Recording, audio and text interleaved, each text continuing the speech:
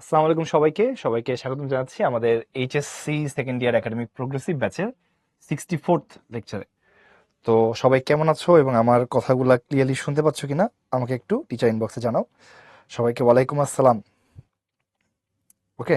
অশিস ওয়েবসাইটে শুধু লেকচার আছে, রুটিন নাই। রুটিন আছে ভাই, রুটিন আলাদাভাবে ওখানে অপশন আছে, একটু খুঁজে দেখো পাই যাবে। ঠিক আছে, রুটিন ওখানে দেখবা পার্ট ওয়ান আলাদা করে অপশনে ওই ওয়েবসাইটে আছে, একটু খুঁজলেই পেয়ে যাবে তুমি, একদম নিচে আছে। ওকে, আশা করছি সবাই ভালো আছো এবং আমার কথাগুলো ক্লিয়ার। সবাইকে ওয়ালাইকুম আসসালাম।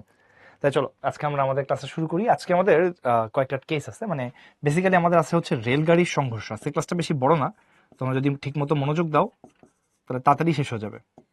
ঠিক আছে, রেলগাড়ির সংঘর্ষ, তারপরে হচ্ছে টি-তম সেকেন্ডে অতিক্রান্ত দূরত্ব এসটিএফ, আর আরেকটা হচ্ছে তোমার পড়ন্ত বস্তু। তবে পড়ন্ত বস্তু আমরা আজকে বেশি পড়বো না, পড়ন্ত বস্তু নেক্সট ক্লাসে পড়বো। আজকে হলো তোমার বেসিক্যালি আমরা একটু ইন্ট্রোডিউস করব, আর হচ্ছে ওই পড়ন্ত বস্তুর মধ্যে আমাদের একটা এসটিএফ রিলেটেড প্রবলেম আছে। ওই প্রবলেমটা আসলে যেহেতু এসটিএফ আজকে আমরা পড়াচ্ছি, ওইটার সাথে এর মধ্যে যেন আমরা করতে পারি, এই জন্য হচ্ছে ওই টপিকটা এখানে আজকে রাখা হয়েছে। রাইট, 9-10 এর পড়া বলতে পারো। ঠিক আছে, ওকে। একজন জিজ্ঞেস করছে এফআরসি তে প্রথমে ফার্স্ট পেপার পড়াবে কিনা। এটা সাবজেক্ট টু সাবজেক্ট ভ্যারি করতেছে। আমরা ম্যাথে একদিন ফার্স্ট পেপার একদিন সেকেন্ড পেপার রাখছি, হ্যাঁ। ফিজিক্সে হয়তো সেকেন্ড পেপার দিয়ে শুরু করবে। আমরা তোমাদের যে ওরিয়েন্টেশন ক্লাসটা হবে, ওরিয়েন্টেশন ক্লাসে তোমাদেরকে এক্সপ্লেন করে দিব যে কোন সাবজেক্ট কিভাবে হচ্ছে আর কি।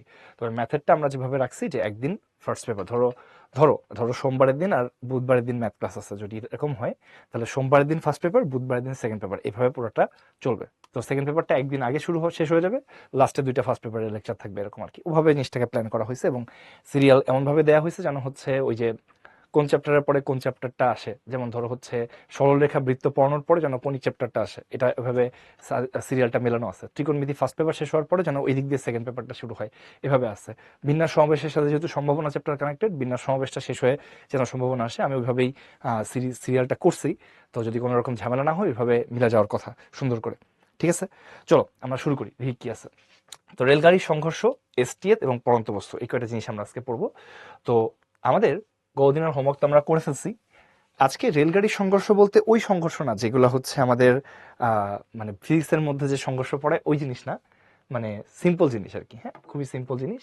দেখো, দুইটা রেলগাড়ি যদি বিপরীত দিকে বেগবান হয়, এই অবস্থায় একটা কেস আছে, একটা হচ্ছে একই দিকে হলে কি হবে। দুইটা কেস আছে। তো প্রথমত বিপরীত দিকটা আমরা দেখতেছি, এটা সহজ বেশি। তো এখানে অনেক বাংলা কথা লেখা আছে, আমি তোমাদেরকে একটু মানে আমার মতো করে বলি। এখানে ধরো একটা ট্রেন আছে, এই ট্রেনটার বেগ হচ্ছে ইউ1। এখানে আরেকটা ট্রেন আছে, এই ট্রেনটার বেগ হচ্ছে ইউ2। দুইটা ট্রেন একই রেলপথের উপরে আসছিল এবং তারা বিপরীত দিক দিয়ে যাচ্ছিল। হঠাৎ করে তারা এক্স দূরত্বে থাকা অবস্থায় একজন আরেকজনকে দেখতে পাইছে। এরা যখন এক্স দূরত্বে আছে, এই ডিস্টেন্সটা যখন এক্স, তখন ওরা দেখতে পাইছে যে তারা একই রেল বরাবর আছে এবং বিপরীত দিক দিয়ে আসতেছে, একটু পরে গিয়ে অ্যাক্সিডেন্ট হবে। তো এইটার জন্য অ্যাক্সিডেন্ট যেন না হয়, এটার জন্য এইটা তোমার হচ্ছে ব্রেক করছে, F1 মন্দন ক্রিয়েট করছে, এটাও ব্রেক করছে, F2 মন্দন ক্রিয়েট করছে। দুজনই মন্দন ক্রিয়েট করছে, মানে থামানোর চেষ্টা করতেছে, ব্রেক করছে। তো দেখাতে বলছে যে দেখাও যে কোন রকমে সংঘর্ষ এড়ানো সম্ভব যদি এই কন্ডিশনটা সত্য হয়, আর যদি হচ্ছে ইন জেনারেল সংঘর্ষ এড়ানোর শর্ত হচ্ছে এটা, এটা তোমাকে দেখাতে বলছে। ওকে, সো কি হলো ব্যাপারটা, আমাদের এইখানে হচ্ছে একটা ট্রেন আছে, আবার এখানে একটা কি আছে, ট্রেন আছে, দুইটা ট্রেন। তো দুইটা ট্রেন বিপরীত দিক দিয়ে এসে মানে কলিশন করতেছে। ওকে, তো বিপরীত দিক থেকে এসে কলিশন যেটা করতে চাচ্ছে, মানে কলিশন করতেছে না, আমরা চাচ্ছি কলিশনটা আটকাইতে। তো এটার বেগ ছিল হচ্ছে ইউ1, এটার বেগ ছিল কি ইউ2। দুইজনই ব্রেক করছে, এটাও ব্রেক করছে, ওটাও ব্রেক করছে। দুজনের মন্দন F1 আর F2, এক্স দূরত্বে থাকা অবস্থায় ব্রেকটা করছে। বলছে যে দেখাও যে সংঘর্ষ এড়ানোর জন্য এটা হলো শর্ত, আর কোনো রকমে হলে এটা শর্ত। অঙ্কটা আমরা নেক্সট স্লাইডে করব, অঙ্কটা আমরা নেক্সট স্লাইডটাতে করব।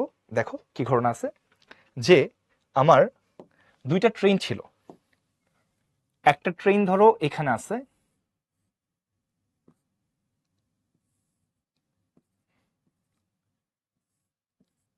তার বেগ হচ্ছে ইউ1। আর আরেকটা ট্রেন ধরো এখানে আছে, সেটা বিপরীত দিকে যাচ্ছে, একই রেল পথে আছে, তার বেগটা হলো ইউ2। দুইটা ট্রেন আছে, এটা মনে করো এ, আর এটা মনে করো তোমার বি। দুইটা আলাদা আলাদা ট্রেন আছে। তাহলে এখন আমাদের এরা যখন পরস্পর এক্স দূরত্বে আছে, তখন একজন আরেকজনকে দেখতে পাইছে যে আর একটু পরে গিয়ে কলিশন হইতে পারে। তো এই কলিশনটাকে এড়ানোর জন্য, এই সংঘর্ষটাকে এড়ানোর জন্য এটা কি করছে, এটা তোমার ব্রেক করছে। ব্রেক করে এটা F1 মন্দন ক্রিয়েট করছে। F1 মন্দন, এটা খেয়াল করে দুইটাই কিন্তু মন্দন। আবার এইটা ব্রেক করে F2 মন্দন ক্রিয়েট করছে। সো দুইজনই ব্রেক করছে, দুইজনই মন্দন ক্রিয়েট করছে, থামার চেষ্টা করতেছে। মেইন কথা হচ্ছে এটা। তো মনে করলাম যে প্রথম যে ট্রেনটা আছে আমার কাছে, এই ট্রেনটা ব্রেক করার কারণে তার বেগ কমতে কমতে এই জায়গায় এসে বেগ 0 হয়ে গেছে, থেমে গেছে। এই জায়গাটা এসে থেমে গেছে, এবং সেটা যে ডিস্টেন্স ট্রাভেল করছে সেই ডিস্টেন্সটা হলো x1। আবার এই পাশে যে সেকেন্ড ট্রেনটা আছে, এই ট্রেনটাও ব্রেক করছে। ব্রেক করে মনে করো এই জায়গায় এসে থেমে গেছে, এই জায়গায় এসে এটা শেষ বেগ হয়ে গেছে 0। তাতে তার কি হয়েছে বলো, শেষ বেগ হয়েছে 0। সেটা যে ডিস্টেন্স ট্রাভেল করছে সেই ডিস্টেন্সটা হলো তোমার x2। ঠিক আছে, দুজনই থেমে গেছে। দুজনই থেমে গেলে এই প্রথম ট্রেনটা যে ডিস্টেন্সটুকু গেছে এটা হলো x1, এবং দ্বিতীয় ট্রেনটা যেটুকু গেছে এটা হচ্ছে x2।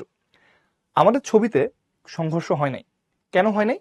x1 আর x2-র যোগফল x থেকে কি ছোট। যদি সংঘর্ষ হইতো, দেখো সংঘর্ষ কখন হবে, তুমি বলতে পারো ভাই সংঘর্ষ তখনই হবে যদি কি হয়, প্রথম ট্রেন যতটুকু গেছে আর দ্বিতীয় ট্রেন যতটুকু গেছে এদের যোগফল যদি আমার ওদের মধ্যবর্তী দূরত্ব থেকে বড় হয়ে যেত।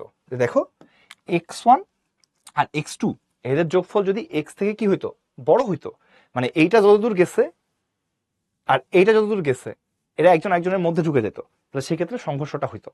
বাট আমাদের ছবি অনুসারে এইটা x1 গেছে আর এটা x2 গেছে, এই দুটোর যোগফল x থেকে ছোট, তাই এখানে সংঘর্ষ হচ্ছে না। আর যদি ভাইয়া এইটা যতটুকু গেছে এবং এইটা যতটুকু গেছে এদের যোগফল যদি x এর সমান হয়, কোন রকমের সংঘর্ষটা এড়ানো যাবে। তাহলে সংঘর্ষ এড়ানোর শর্ত কি? সংঘর্ষ এড়ানোর শর্ত কি? আর তার সাথে যদি কোন রকমে এড়ানোর শর্ত আছে সেটা দুটো আমরা একসাথে করে দিচ্ছি। কোন রকমে এড়ানোর শর্ত কি? দেখো সহজ কথা, যে ভাইয়া প্রথম ট্রেন যতটুকু গেছে আর দ্বিতীয় ট্রেন যতটুকু গেছে, x1 আর x2, এই দুইটার যোগফল যদি x থেকে ছোট হয় তাহলে সংঘর্ষ এড়ানো যাবে। আর এদের যোগফল যদি x এর সমান হয় তাহলে কোন রকমের সংঘর্ষ এড়ানো যাবে। এখানে তুমি একটা ইকুয়াল টু দিতে পারো, যে ভাইয়া প্রথম ট্রেন যতটুকু গেছে আর দ্বিতীয় ট্রেন যতটুকু গেছে এদের যোগফল যদি x থেকে ছোট হয় বা সমান হয় তাহলে সংঘর্ষ এড়ানো যাবে। আর সমান হওয়া মানে কি? সমান হওয়া মানে ভাই এটা যতটুকু গেছে আর এটা যতটুকু গেছে এই দুইটা যোগফল x এর সমান, মানে এটা গিয়ে টাচ করছে বাট একটু জন্য সংঘর্ষটা হয় নাই। তাহলে আলটিমেটলি এটা হচ্ছে কোন রকমের সংঘর্ষ এড়ানোর শর্ত। তাহলে তোমরা এখানে বলতে পারো ভাইয়া দেখেন আমাদের প্রথম ট্রেনের কথা কি বলা যায়, এ ট্রেন,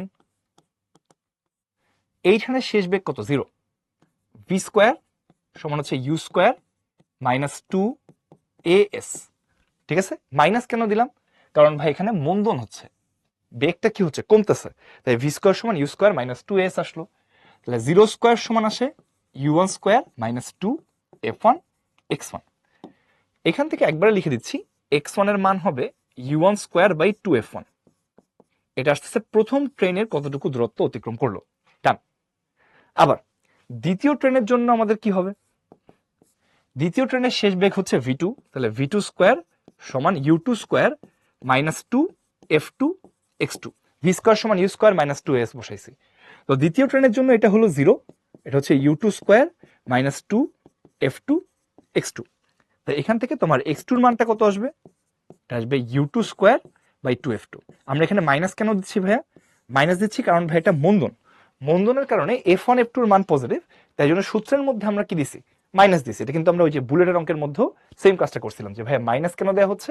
কারণ ভাইয়া মন্দন, এখানে তো নাম্বার দেওয়া নেই, তাহলে আমাদের সূত্রটাকে ঠিক মতো বসাইতে হবে, যেখানে মাইনাস এখানেও কি মাইনাস, আর এখানে শেষ বেগ 0, তাহলে এখানে x1 এর মানটা এরকম হবে, x2 এর মানটাও এরকম হবে। এই মান দুইটা যদি তুমি এখানে বসাই দাও তাহলে অঙ্ক শেষ। দেখো যদি এখানে বসাই দিই, x1 এর মান কত?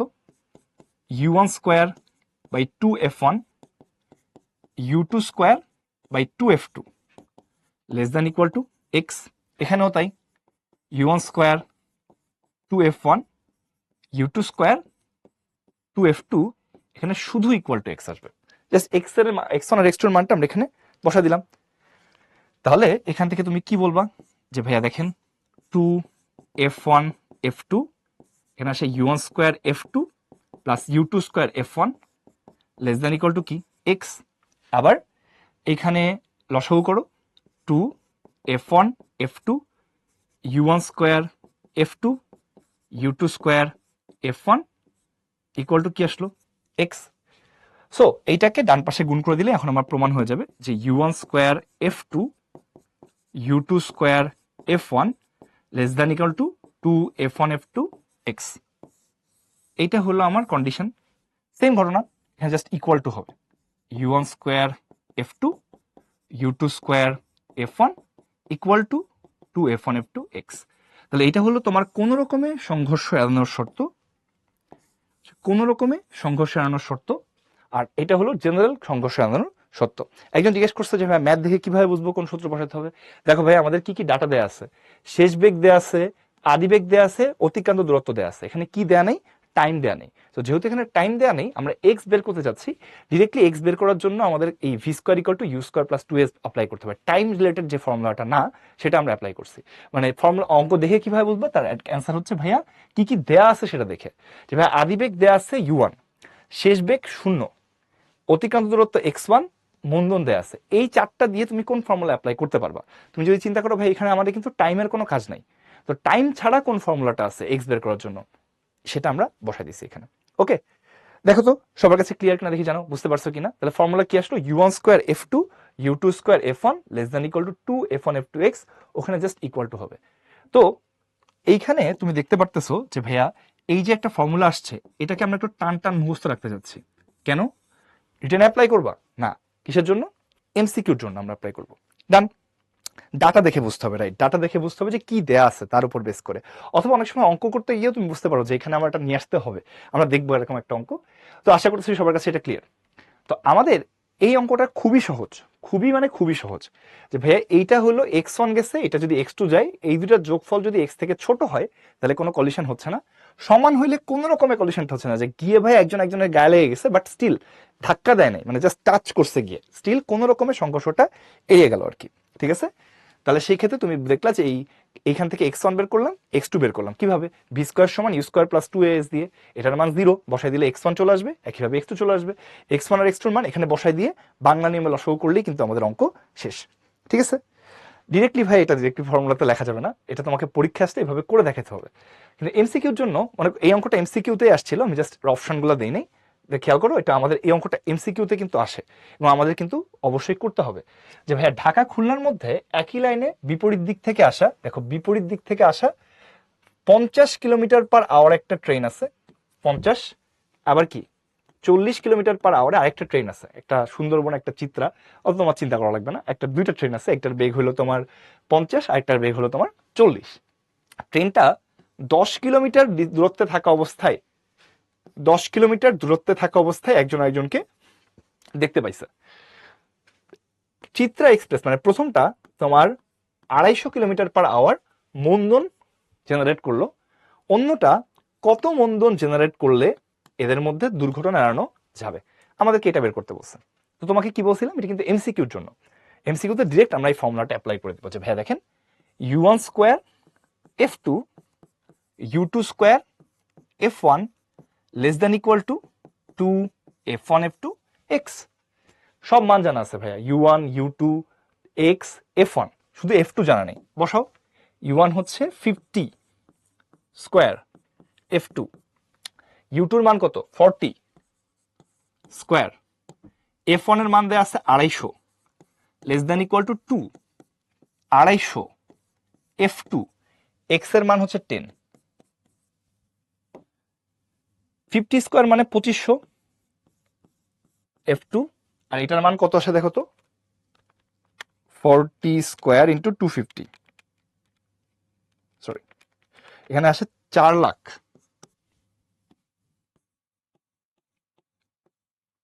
আরেকটা, আর এখানে 2500 5000, 5000 F2। অঙ্ক কিন্তু প্রায় শেষের দিকে। তুমি বলতে পারো ভাই দেখেন এখানে আছে 2500 আর এখানে আছে 5000, কাটাকাটি করলে এখানে কি থাকবে, 2500 থাকবে, তাই না? মানে 2500 F2 থাকবে। সো আমরা এই দুইটা ক্যান্সেল আউট করে দিলাম, যেটা পাওয়া যাচ্ছে 4,06,5টা less than equal to 2500 F2।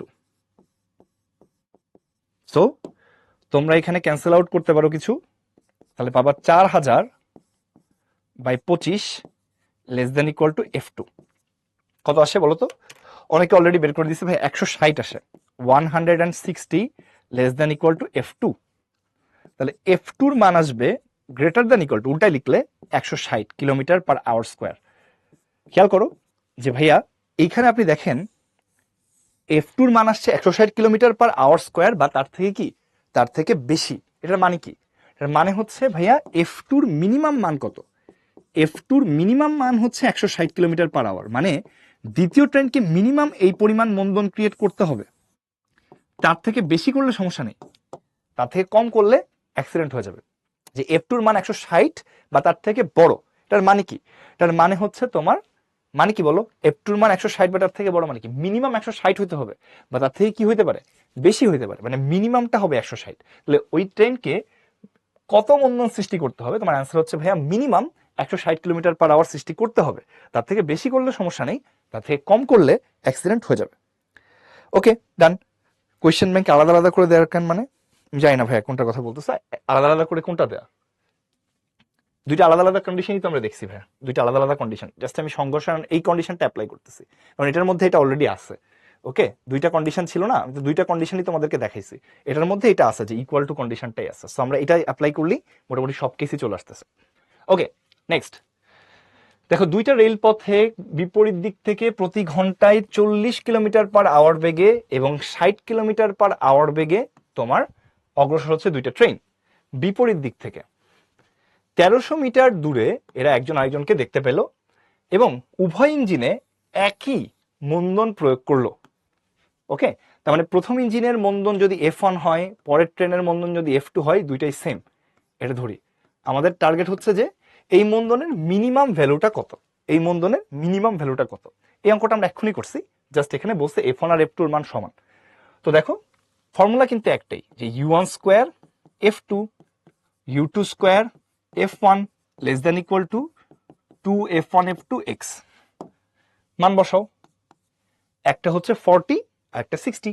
তাহলে 40 square F 60 square F less than equal two 2F into F into 1300। So তোমরা এখানে মনে হয় একটা F কমন নিতে পারো, কমন নিলে আসে 40 square plus 60 square less than equal two 2600 F square. তাহলে একটা F আর একটা F এর সাথে কাটা যায়। তাহলে তুমি এখানে লিখতে পারবো ভাইয়া 40 square plus 60 square divide by 2600 less than equal to F। কাটো আসে এটা? তোমাদের কত আসছে বলো? 2 আসছে। ওকে, তোমাদের বিশ্বাস করলাম কিন্তু ভাই আমি। 2 less than equal to F আসছে, মানে F এর মান আসছে উল্টাই দিলে greater than equal to 2 metre per second square. তার মানে F এর মান 2 মিটার পার সেকেন্ড স্কোয়ার বা তার থেকে বেশি হইতে হবে। মানে F এর মিনিমাম মানটা কত? মিনিমাম মানটা হচ্ছে 2 মিটার পার সেকেন্ড স্কোয়ার। তার থেকে বেশি হলে সমস্যা নেই, তাহলে আগে থেমে যাবে। বাট যদি কম মন্দন ক্রিয়েট করো তাহলে কিন্তু আগে থামবে না। So 2 metre per second square is the right answer. প্রথম কথা হচ্ছে এটাকে এমনি বাদ দেওয়া যায়, কারণ ভাই মন্দনের মান এখানে পজিটিভ হবে, মাইনাসটা বাদ, তাতে কোনো লাভ হচ্ছে না, কারণ বাকি চারটা তো প্লাস আছে। তো আলটিমেটলি এখানে দুইটা হচ্ছে আমাদের কি কারেক্ট আনসার। অনেকে কিন্তু অলরেডি আনসার দিয়ে ফেলছো। দেখি তোমরা কি বুঝছো। তোমাদের জন্য একটা কুইজ আছে আমাদের এই অঙ্কটা। এখানে একটা ছোট্ট ভুল আছে প্রশ্নে, এটা সর্বনিম্ন হবে, মানে মিনিমাম আর কি। আর এইখানে মানে আমি একটু প্রশ্নটা পড়ি, দেখো 60 km/h বেগে দুইটা ট্রেন বিপরীত দিক দিয়ে অগ্রসর হচ্ছে। U1 আর U2 দুইটার বেগই সেম, দুইটাই হচ্ছে 60 মিটার পার সেকেন্ড, এবং এরা 1200 মিটার দূরত্বে থাকা অবস্থায় একজন আরেকজনকে দেখতে পায়। তো বলছে এদের সর্বনিম্ন মন্দনের মান বের করো। মানে দুইটা ট্রেন যদি সেম মন্দন দেয়, দেখো এখানে কিন্তু দুইটা আলাদা আলাদা অপশন নাই, সেম মন্দন যদি দেয় তাহলে সেক্ষেত্রে মিনিমাম দুইটাকে কত কত মন্দন অ্যাপ্লাই করতে হবে। তোমরা সবাই এটা আনসার দিবা, দেখি রাইট আনসার দেখি কে আগে দেয়।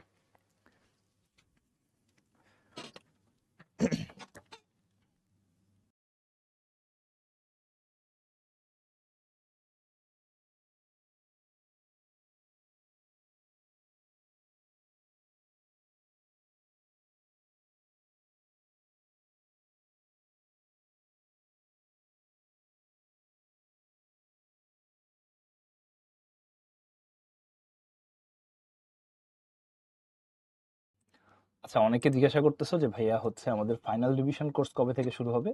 ফাইনাল ডিভিশন কোর্স হচ্ছে ভাইয়া আমাদের কিন্তু 2 তারিখ থেকে শুরু হবে আর কি। তোমরা যদি উদ্ভাসের ওয়েবসাইটে তোমাদের ফাইনাল ডিভিশন কোর্সের ওই যে যে কার্ডটা আছে, কার্ডটার মধ্যে যাও, ওখানে কিন্তু রুটিন আপলোড করা হয়েছে। তোমরা চাইলে রুটিনটা ইন ডিটেলসে দেখে নিতে পারো।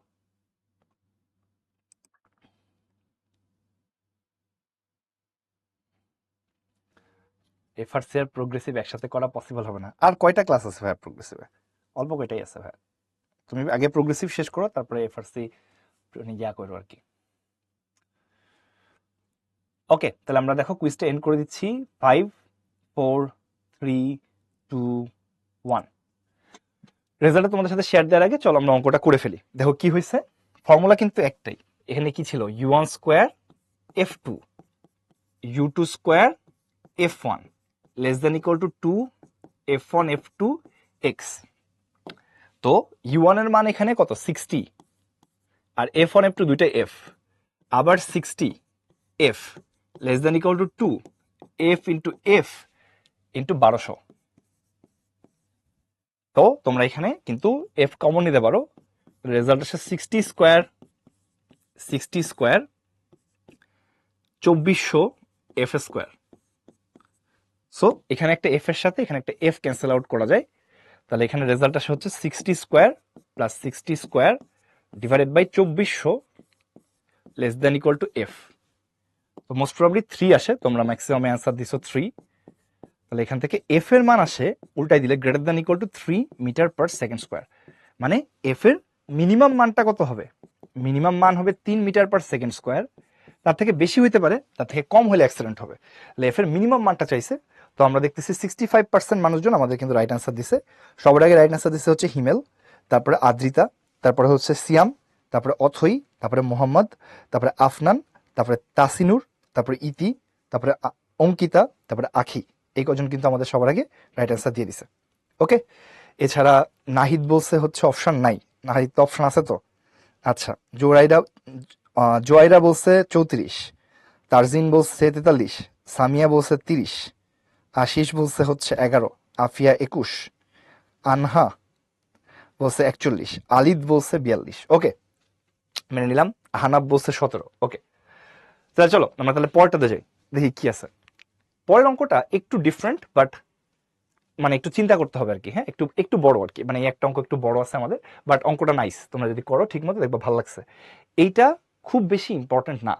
দেখো ওই যে বরিশাল বোর্ডে এখান থেকে 23 বছর আগে আসছে, এরপরের থেকে মনে হয় অনেকদিন আসে নাই। হ্যাঁ, তো মানে আগের ম্যাথটা কিন্তু খুবই ইম্পর্টেন্ট। যেমন আগেরটা তুমি যদি একটু দেখো যে তোমার অনেকবার রিসেন্ট পরীক্ষায় আসছে, বোর্ড পরীক্ষায় আসছে, এটা একটু কম ইম্পর্টেন্ট। মানে এটা দেখো ওই যে 23 বছর আগে আসছে, এরপরে আর আসে নাই। সো তোমরা চিন্তা করতে পারো যে একই দিকে যদি থাকে তাহলে সেক্ষেত্রে এটা বেশি ইম্পর্টেন্ট না। তবে এই জন্য এটার অ্যান্সার যেটা থাকবে এটা তোমার মুখস্থ করার দরকার নাই। তবে কেউ যদি চাও যে ভাই আমার বেলায় যদি কখনো এমসিকিউতে আসে, তার জন্য আমি একটু মুখস্থ রাখতে চাই, তাদের জন্য বলে রাখলাম অপশনাল, এটা টিটিএম। তবে এটা তোমরা না মনে রাখলেও হবে, এই জন্য অপশনাল লিখে দিছি। দেখো আমরা আবার অঙ্কটা পড়ি। অঙ্কের এই বাংলা কথা পড়তেছি না, আমি যেটা ডিসক্রিপশন দিচ্ছি এটা তুমি শোনো। দেখো সব মানে সবাই না, মানে এখানে দেখতেছো যে একটা ট্রেন আছে, সরি একটা রেল পথ আছে। এই রেলপথে দুইটা ট্রেন আছে, একটা রেলপথে দুইটা ট্রেন আছে। পিছনে একটা ট্রেন আছে, সামনে একটা ট্রেন আছে। তো পিছনের ট্রেনের বেগ হচ্ছে u1, সামনের ট্রেনের বেগ হচ্ছে u2। নর্মালি যদি এটা বড় হইতো বা দুইটা যদি সমান হইতো তাহলে কোনো সমস্যাই ছিল না। কিন্তু প্রশ্নে বলা আছে পিছনের ট্রেনের বেগটা বেশি, u1টা বড়, পিছনের ট্রেনের বেগটা বেশি, আর সামনের ট্রেনের বেগটা হচ্ছে কি কম। তাহলে এইখানে এটা বেশি হইলে পিছন থেকে গিয়ে কি একসময় গিয়ে ধাক্কা দিবে। তো ওরা যখন এক্স দূরত্ব পরিমাণ দূরে আছে, এরা একজন আরেকজনকে দেখতে পাইছে যে আচ্ছা এখন তো আমার বেগ বেশি আর ওর বেগ কম, তাহলে আমি গিয়ে তো ওখানে ধাক্কা দিব। তো ওরা কি করছে, কলিশন, সংঘর্ষ এড়ানোর চেষ্টা করতেছে। তো ওর বেগ যেহেতু বেশি, ও চিন্তা করতেছে আমাকে বেগ কমাইতে হবে বা আমাকে থামতে হবে। তার জন্য ও এইখানে মন্দন ক্রিয়েট করছে, ব্রেক করছে, মেইন কথা ব্রেক করছে। আর ও অ্যাক্সিলারেট করছে। ও কি করছে, ও তার বেগ বাড়ানোর চেষ্টা করতেছে, আচ্ছা আমার বেগ যেহেতু কম আমাকে বাড়াইতে হবে। সো ও হচ্ছে ত্বরণ ক্রিয়েট করছে। এখানে একটা ছোট্ট ক্যাচ আছে, সেটা হচ্ছে এটা যে একজন হচ্ছে ভাইয়া ব্রেক করছে, মানে মন্দন ক্রিয়েট করতেছে, থামতে চাচ্ছে, আর একজন হচ্ছে ভাইয়া অ্যাক্সিলারেট করছে, বেগ বাড়াইতে চাচ্ছে। তো বলছে যে দেখাও যে সংঘর্ষ এড়ানো কোনোভাবে সম্ভব হবে যদি এটা সত্য হয়। মানে একই কথা, এটার বেগ u1 এটার বেগ u2, তবে এখন দুইটা একই দিকে, পিছনেরটার বেগ বেশি, নাহলে তো কোনো সমস্যাই ছিল না। পিছনেরটার বেগ যদি কম হইতো তাহলে তো ভাই জীবনে অ্যাক্সিডেন্ট হইতো না, এটা আমাদের টেনশনই ছিল না। বাট পিছনেরটার বেগ যেহেতু বেশি, সামনেরটার বেগ যেহেতু কম, পিছন থেকে গিয়ে তো অবশ্যই একটা ধাক্কা দেওয়ার সম্ভাবনা আছে। তো কি করা হচ্ছে যে ওই ব্যক্তি পিছনে যে আছে ও হচ্ছে ব্রেক করছে, ব্রেক করে বেগ কমানোর চেষ্টা করতেছে বা থামার চেষ্টা করতেছে। আর সামনের জন হচ্ছে অ্যাক্সিলারেটরে চাপ দিচ্ছে বেগ বাড়ানোর জন্য, বেগ বাড়ায় ওর বেগ বাড়ানোর চেষ্টা করতেছে। তো বলছে দেখাও যে কোনো রকমের সংঘর্ষ এড়ানোর শর্ত হচ্ছে এটা। এটা আমরা পরের স্লাইডে করবো।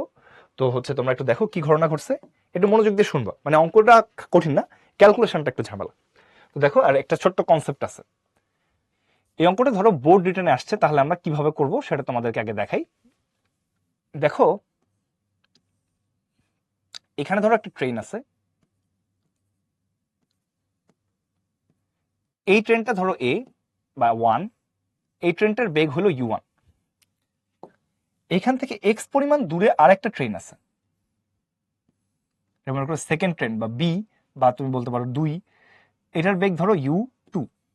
তো u1টা বড়, পিছনের ট্রেনের বেগটা বড়। এই মোমেন্টে তারা একজন আরেকজনের থেকে ধরো এক্স পরিমাণ দূরে আছে। এই অবস্থায় তারা দেখে যে পিছনেরটার বেগ বেশি, তার মানে ওরা বুঝতেছে যে একটু পরে গিয়ে একটা অ্যাক্সিডেন্ট হতে পারে বা হবে যদি এইভাবে বেগ চলতে থাকে। তো ওরা কি করছে যে ব্রেক করছে। কে ব্রেক করছে? পিছনেরটা। পিছনেরটা ব্রেক করছে মানে এটা মন্দন ক্রিয়েট করছে, মানে ও গতির বিপরীত দিকে যাওয়ার চেষ্টা করছে, এটা কিন্তু ব্রেক। আর ও কি করছে? ও অ্যাক্সিলারেট করছে, ওটা ত্বরণ। খেয়াল করো এখানে ছোট্ট একটা ক্যাচ আছে, একটা হচ্ছে ত্বরণ, মানে ও গতির দিকে ব্রেক মানে অ্যাক্সিলারেট করছে, মানে ওইটার ত্বরণের ডিরেকশনটা ওই দিকে, মানে ব্রেক করছে, আর এটা ত্বরণের ডিরেকশন ওর গতির দিকে। আচ্ছা, এখন তুমি এইভাবে চিন্তা করো ভাইয়া, অনেকক্ষণ পরে গিয়ে ধরো এরকম একটা সিনারিও ক্রিয়েট হয়েছে যে পিছনের ট্রেন ধরো সামনের ট্রেনকে ধরে ফেলছে, মানে একজন একজনকে টাচ করছে, এরকম একটা মোমেন্ট হয়েছে যে পিছনের ট্রেনটা গিয়ে সামনের ট্রেনটাকে টাচ করছে। এই মোমেন্টে দেখো কি ঘটনা ঘটবে, এই মোমেন্টে দেখো কি ঘটনা ঘটবে। পিছনের ট্রেনের বেগ মনে করো v1, আর সামনের ট্রেনের বেগ মনে করো v2। তাহলে পিছনের ট্রেনটা এখান থেকে শুরু করে ওই পর্যন্ত চলে গেছে, সামনের ট্রেনটা ওই পর্যন্ত চলে গেছে, ওকে, মানে একই জায়গায় আছে, একই পয়েন্টে চলে আসছে। এই মোমেন্টে তুমি একটু চিন্তা করো তো ভাই, এইটার বেগ v1 আর এটার বেগ v2 ধরো, যদি এরকম হয় এইটার বেগ বেশি তাহলে কি হবে? দেখো v1 যদি v2 থেকে বড় হয় তাহলে কি হবে বলো? পিছনেরটার বেগ এখনো বেশি, সামনেরটার বেগ এখনো কম, তাহলে কি শেষ, সংঘর্ষ হয়ে যাবে। তাহলে সংঘর্ষ হওয়ার শর্ত হচ্ছে কি হবে? v1 v2 থেকে বড় হলে এই সিনারিওতে এসে সংঘর্ষ হয়ে যাবে, তাই না? পিছনেরটা যদি বেশি হয় তাহলে কি সংঘর্ষ হয়ে যাবে। আর সংঘর্ষ এড়ানোর শর্ত হচ্ছে, এড়ানোর শর্ত কি? v1 ছোট, v2 বড় বা তারা সমান। যে ভাই পিছনেরটার বেগ যদি কম হয় তাহলে তো কোনো সমস্যা নাই, সামনেরটার বেগ বাড়তেছে। আর যদি ভাইয়া হচ্ছে সমান হয় তাও সমস্যা নেই। এটা হলো কোন রকমে এড়ানোর শর্ত। কোন রকমে এড়ানোর শর্ত হচ্ছে তারা সমান। বলতো কেন? কারণ ভাইয়া তারা যদি সমান হয় তাহলে কি ঘটনা ঘটবে দেখো, যেই মোমেন্টে ওরা একজন আরেকজনের কাছে চলে আসছে, এইটার বেগ আর এটার বেগ যদি সমান হয়, এই মোমেন্টে জাস্ট টাচ করছে, এই মোমেন্টে এটার বেগ আর এটার বেগ একই, মানে রিলেটিভ ভেলোসিটি, আপেক্ষিক বেগ শূন্য।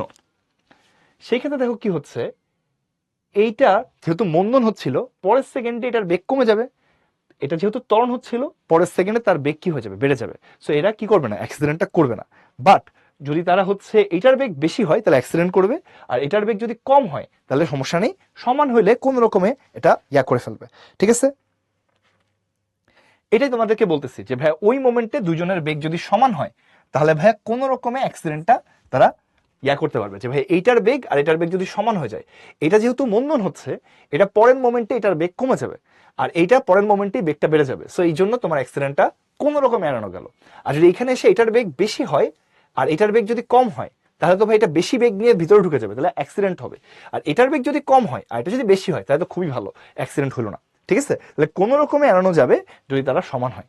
আরেকটা কন্ডিশন আছে দেখো, প্রথম যে ট্রেনটা আছে আর দ্বিতীয় যে ট্রেনটা আছে, তুমি খেয়াল করো, প্রথম ট্রেনটা যেটুকু ডিস্টেন্স গেছে প্রথম ট্রেনটা যেটুকু ডিস্টেন্স গেছে এই ডিস্টেন্সটা যদি তোমার x1 হয়, প্রথম ট্রেনটা যে ডিস্টেন্স গেছে এটা যদি কি হয় x1 হয়, আর দ্বিতীয় ট্রেনটা যে ডিস্টেন্স গেছে এটা যদি তোমার x2 হয়, আরেকটা কন্ডিশন তুমি কি বলতে পারবা ভাই তারা একই পজিশনে যখন যাবে তখন ভাই x1 আর x2 এর বিয়োগফল x এর সমান হবে। সো এই হলো তোমার দুইটা কন্ডিশন।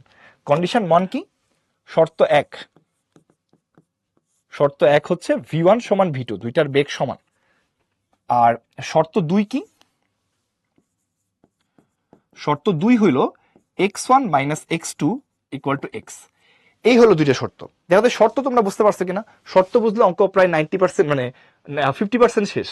যে ভাইয়া দেখেন কোন রকমের সংঘর্ষে আনা যাবে, যখন তারা টাচ করছে এই মোমেন্টে দুইটার বেগ সমান হতে হবে, তাহলে কি হবে এর পরবর্তী মোমেন্টে এর বেগ কমে যাবে কারণ মন্দন হচ্ছে, আর এটার বেগ বেড়ে যাবে কারণ ত্বরণ হচ্ছে, তাহলে এটা অ্যাক্সিডেন্টটা কোন রকমে তোমার হচ্ছে ইয়া হয়ে গেল। সিএম বলছে না বোঝো নাই। কি বোঝো নাই বলো ভাইয়া, কোন জায়গাটা তুমি এখানে বোঝো নাই সেটা বলো। যে ভাইয়া দুইটা ট্রেন একই লাইন বরাবর ছিল, তারা একই জায়গায় চলে আসছে, একই পয়েন্টে চলে আসছে। এই পয়েন্টে এসে যদি দুইজনের বেগের মধ্যে পিছনেরটার বেগ বেশি হয়, v1 যদি বেশি হয় আর v2 যদি কম হয়, তাহলে কি একটারে ভিতরে ঢুকে যাবে না বলতো? কি কারণ নেক্সটে তো দুইটারই লেজ নেই নাই, লেজ নেও নাই মানে ও না না, এইটা দেখো মুখ থেকে শুরু করছে, এটা লেজ থেকে শুরু করছে। সো এখানে দেখো এটার মুখেই আছে আর একটা লেজে আছে, ঠিক জায়গায় আছে আর কি। দেখো এইটার মুখ থেকে দূরত্ব হিসাব করা শুরু করছি আর এটার লেজ থেকে হিসাব করা শুরু করছি। এখানে যে জায়গাটাতে আছে এখানে এটারও মুখ আছে, ওটার লেজি আছে, ডিস্টেন্স সেম আছে, ঠিক আছে? ডিস্টেন্সে তোমার প্যারা নাই। যে এটার মুখ থেকে আর এটার লেজ থেকে, এখানে দেখো এই জায়গাটাতে কি আছে, এই জায়গাটা কেন নিছি, এটার মুখে আছে ওটার লেজে আছে, ওই একই জায়গা থেকে ডিস্টেন্সে যেন করে ফেলতে পারি, ঠিক আছে?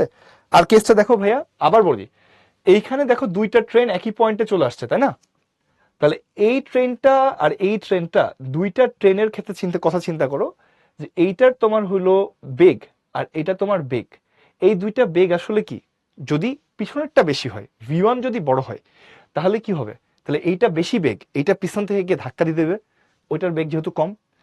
আর যদি এটার বেগ কম হয়, এটার বেগ যদি বেশি হয়, তাহলে ভাই এটা আরামসে চলে যাবে।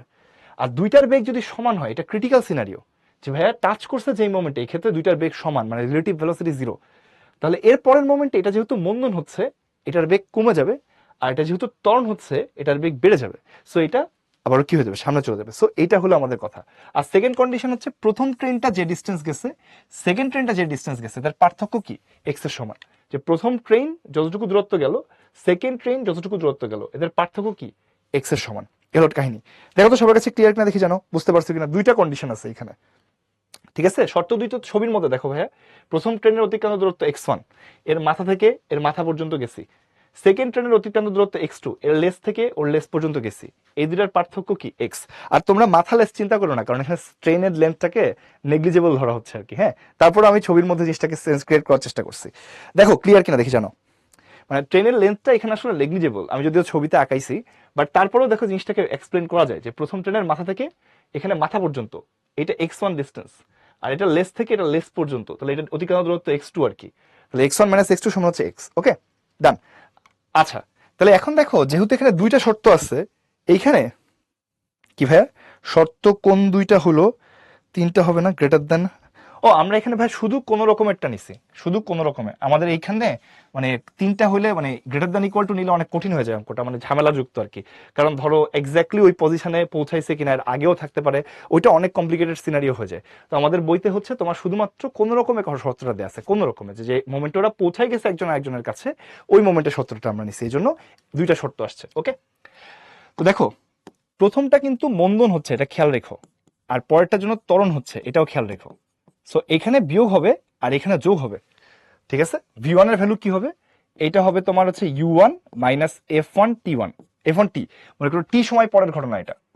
এখানে দেখো টি আনতে আমরা বাধ্য হচ্ছি, এটা হচ্ছে u2 প্লাস f2 t। কেন? কারণ ভাই এখানে মন্দন হচ্ছে, সেখানে সূত্রের মধ্যে মাইনাস আসবে, ত্বরণ হচ্ছে এখানে কি আসবে, প্লাস আসবে। কেন? ওই যে মন্দন আর ত্বরণ, এটা কমতেছে একটা বাড়তেছে।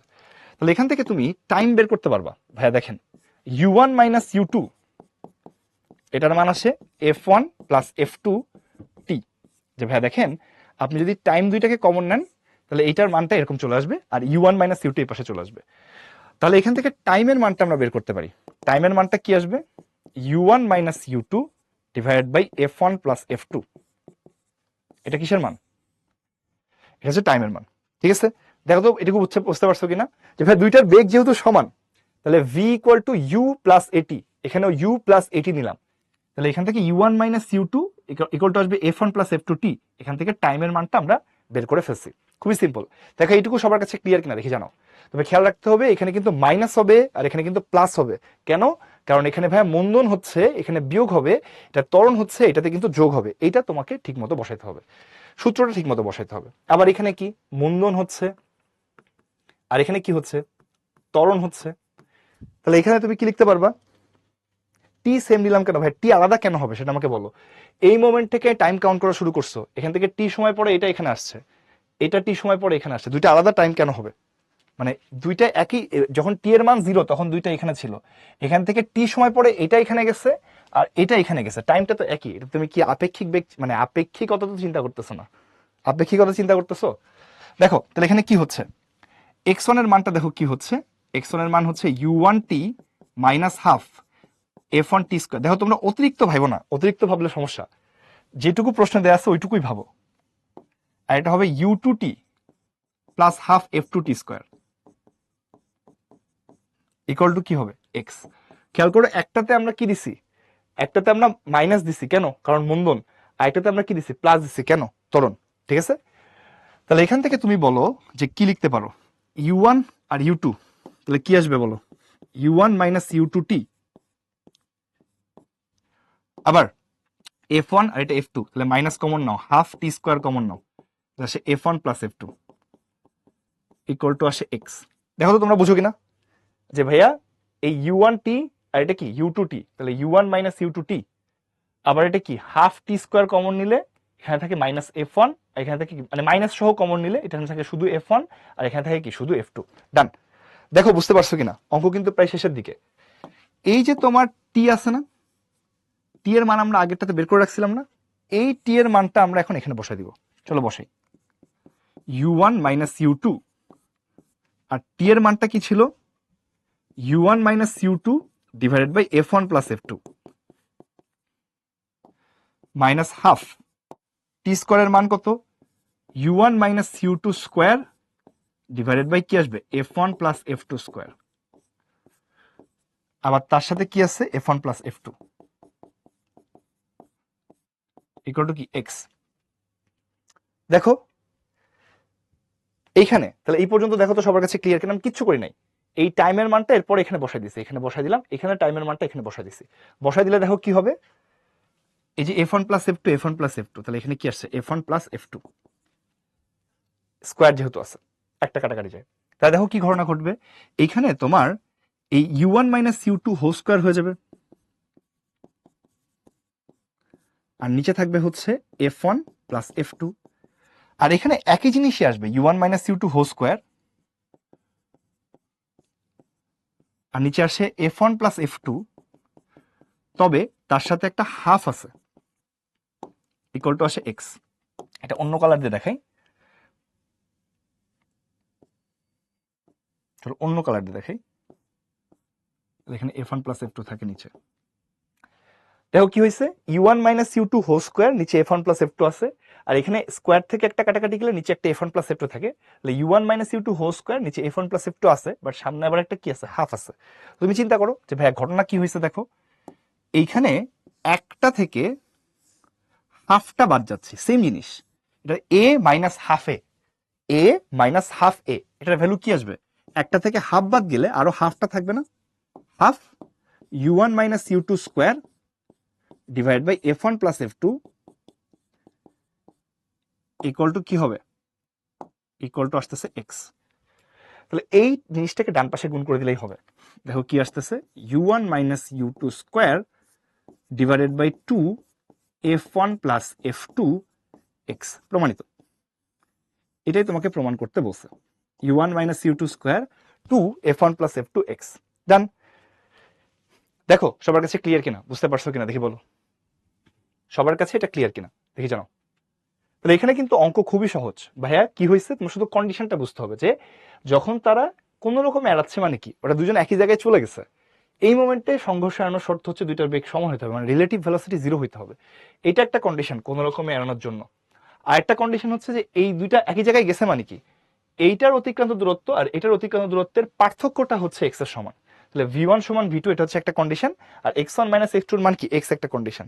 খেয়াল রাখতে হবে যে ভাইয়া এই ক্ষেত্রে আপনার এই যে যেটা আছে এই v1 আর v2, ঠিক আছে, তাহলে সেই ক্ষেত্রে কি হবে, এই v কে লেখা যায় u মাইনাস এটি, এটাকে লেখা যায় কি u প্লাস এটি। ওকে, তাহলে সেই ক্ষেত্রে একটা জিনিস গেল।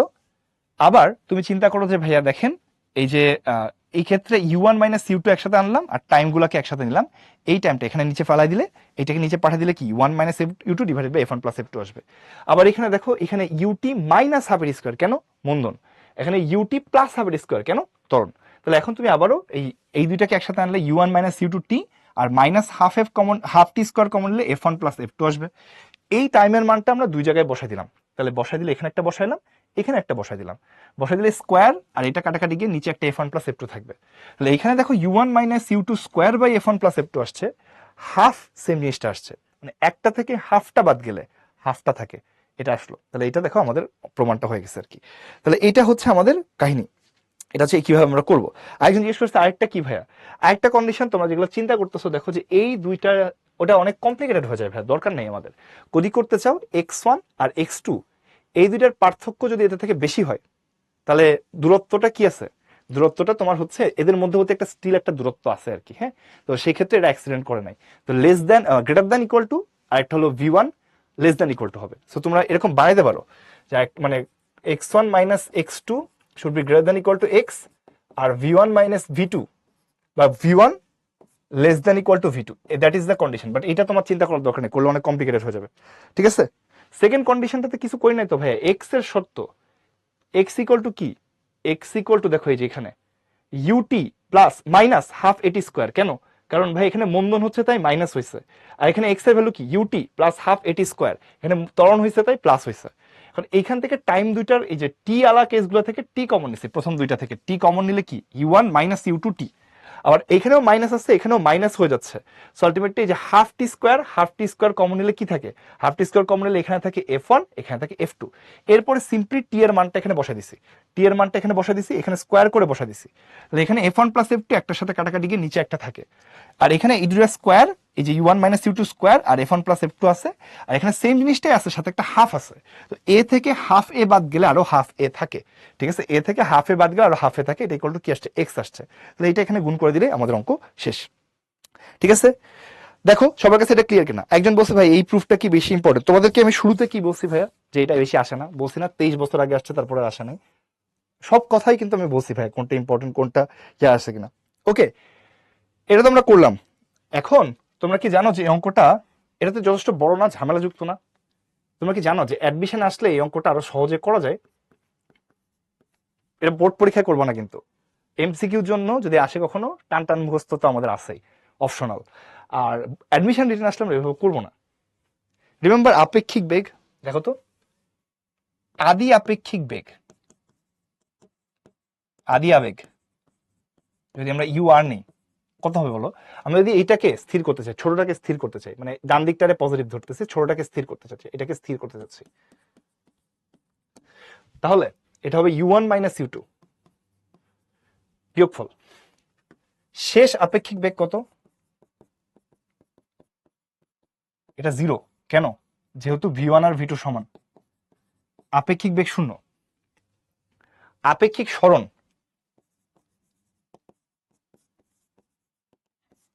এটা হচ্ছে x, মানে দেখো শুরুতে তাদের মধ্যবর্তী দূরত্ব x ছিল, শেষে তাদের মধ্যবর্তী দূরত্ব 0 হয়েছে, মানে আপেক্ষিক ভাবে ওদের মধ্য মানে হয়তো দুইজন আলাদা আলাদা দূরত্ব গেছে, বাট আপেক্ষিক ভাবে ওদের মধ্যবর্তী দূরত্ব x থেকে 0 হয়েছে, তাহলে আপেক্ষিক সরণ কত x, এবং আপেক্ষিক ত্বরণ কত হবে, আপেক্ষিক ত্বরণ কত হবে বলো, এইটা হবে দেখো f1 এর দিক এইদিকে, সো মাইনাস f1, আবার f2 এর দিক এইদিকে মাইনাস f2, মানে মাইনাস f1 প্লাস f2, এটা হচ্ছে আপেক্ষিক ত্বরণ। আপেক্ষিক মন্দন কত, আপেক্ষিক মন্দন কত, শুধু f1 প্লাস f2, আপেক্ষিক মন্দন হচ্ছে f1 প্লাস f2। তো তুমি এখন কি লিখতে পারবা, দিস ইজ এফ আর লিখতেছি আমরা, হ্যাঁ মন্দনের ভ্যালুটাকে আমরা নিচ্ছি কারণ বেগ কমে গেছে, এটা আসতেছে f1 প্লাস f2। সো তুমি এখানে বলতে পারো ভাইয়া দেখেন ভি স্কোয়ার সমান ইউ স্কোয়ার মাইনাস 2as, এটা হচ্ছে আমাদের ফর্মুলা।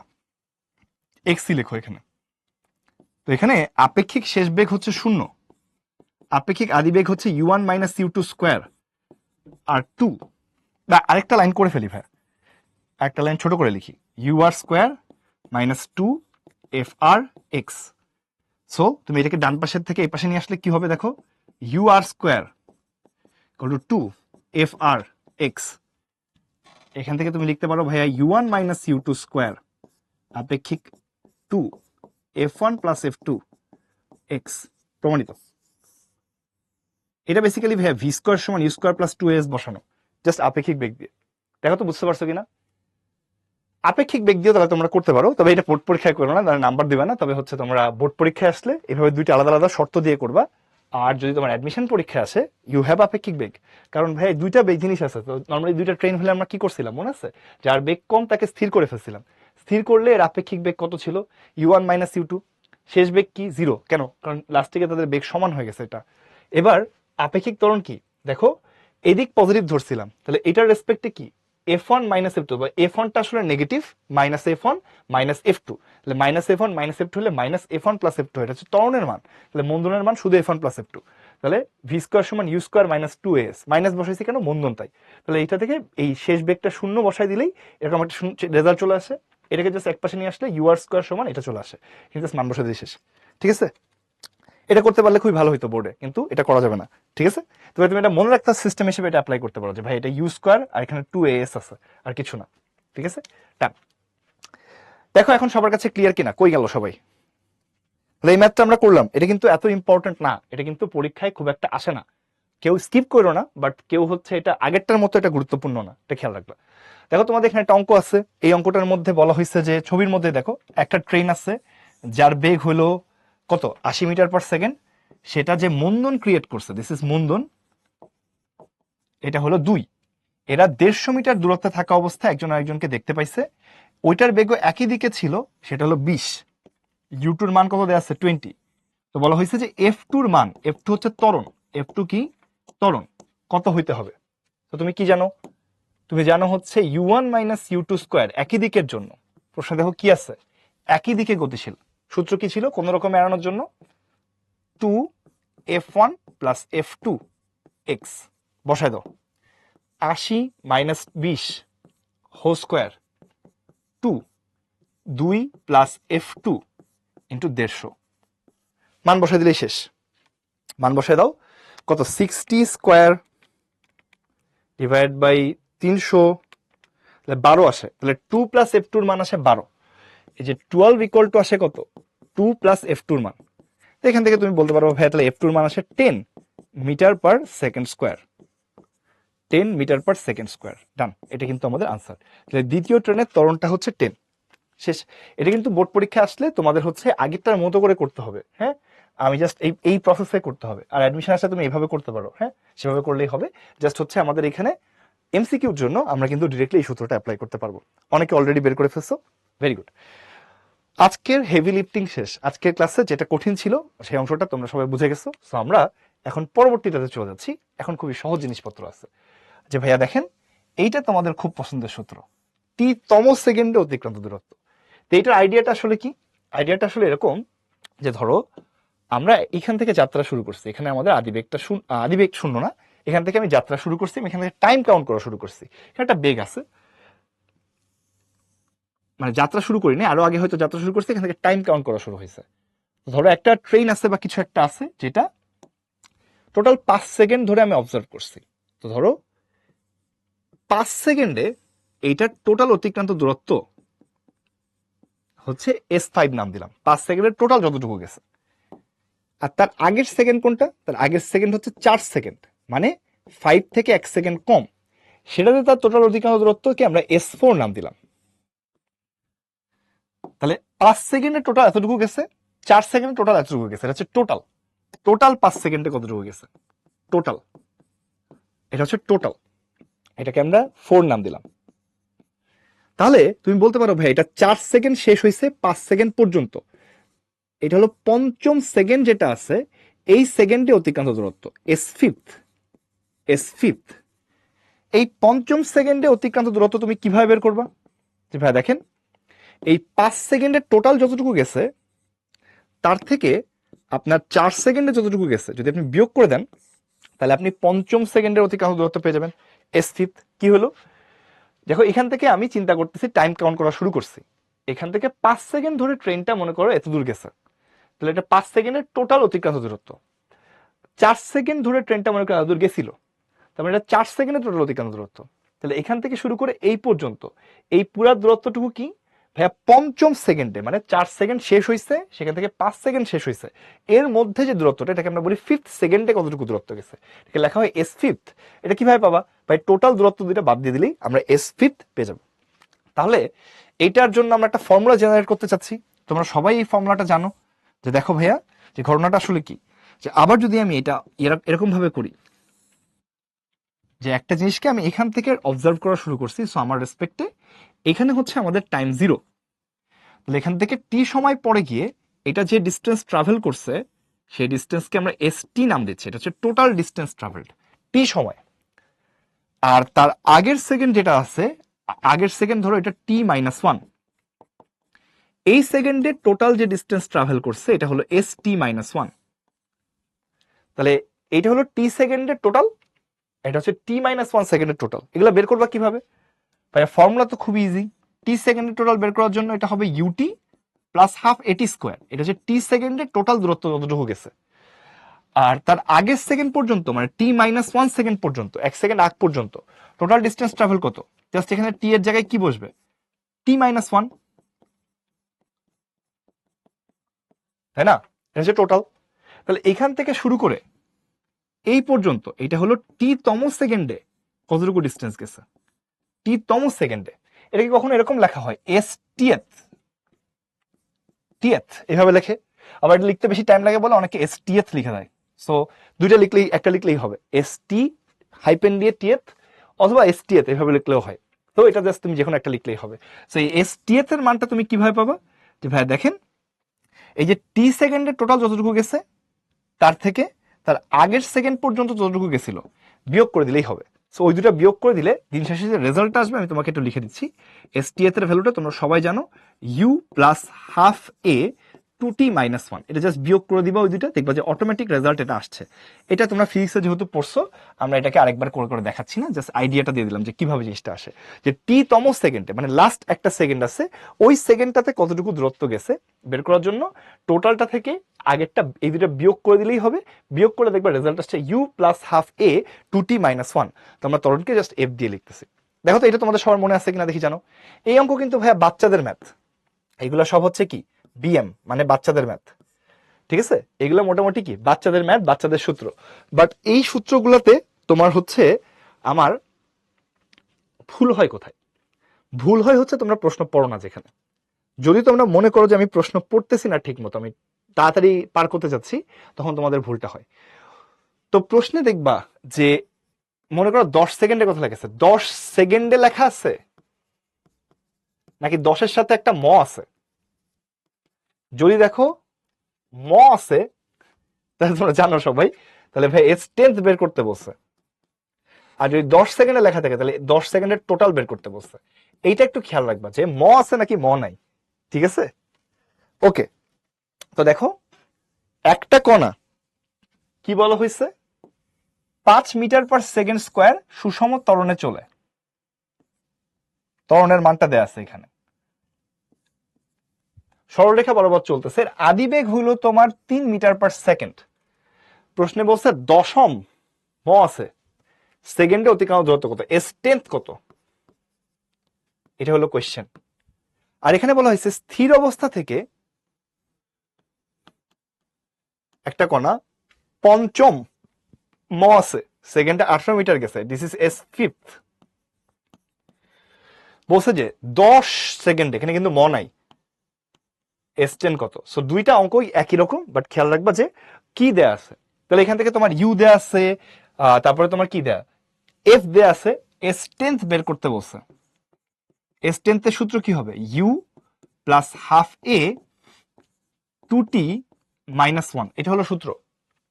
তো ইউ এর মান হচ্ছে 3, হাফ অ্যাক্সিলারেশনের মান হচ্ছে 5 ইন্টু এটা আসে 19। তো তোমরা অনেকে মনে হয় ক্যালকুলেশন করে দিছো আমাকে, তখন খেয়াল রাখছে, দেখি যে কত 50.5 আসছে এত মিটার। সো প্রথমটার আনসার কত? 50.5 মিটার। ডান। পরেরটাতে কি হয়েছে? পরেরটাতে দেখো দুইটা ডেটা দেয়া আছে, যে এস ফিফথ আদিবেগ শূন্য দেয়া আছে স্থির অবস্থা থেকে। সো ভাইয়া এস ফিফথের মান কত আসবে? U plus half a 2t minus 1, আদিবেগ এখানে শূন্য। তাহলে এক্ষেত্রে তুমি বলতে পারো ভাইয়া এইখানে এটার মান দেয়া আছে 18 ইকুয়াল টু আসে 9/2f। তো 9 আর 18 কাটতে 2 থাকে, তাহলে এফ এর মান আসে 4 মিটার পার সেকেন্ড স্কোয়ার। তাহলে ত্বরণের মানটা আমরা পেয়ে গেছি 4। ওকে, তাহলে দেখো 10 সেকেন্ডের টোটাল অতিক্রান্ত দূরত্ব চাইছে, S10 এর মান কত? হাফ এ টি স্কোয়ার। দেখো এখানে ইউ এর মান যেহেতু 0, তাহলে ইউটিটা আর আসবে না, তাহলে বসাও হাফ এর মান 4, টাইমের মান 10, তাহলে এখানে 200 মিটার আসবে। 200 মিটার আসবে। সি নাম্বারটা কারেক্ট আছে। ওকে, তো মোটামুটি সবাই কিন্তু রাইট আনসার দিয়েছে। আবার 150 না ভাই, 200 মিটার, সি নাম্বারটা এখানে কারেক্ট আনসার। তো দেখি তোমরা এই অঙ্কগুলোতে হয়তো তোমরা অনেকে বলতেছো যে 9-10 এর ম্যাথ, ঠিক আছে, দেখি তোমরা হচ্ছে কে কে এই 9-10 এর ম্যাথে রাইট আনসার দিতে পারো। এটা সহজ ম্যাথ দিচ্ছি আমরা, এটা সবাই কুইজ দাও। দেখো কি বলা হয়েছে, স্থির অবস্থা থেকে মানে আদিবেগ শূন্য, সমতলনে চলমান একটা ত্বরণ আছে, একটা কণা 4 সেকেন্ডে 16 মিটার যায়।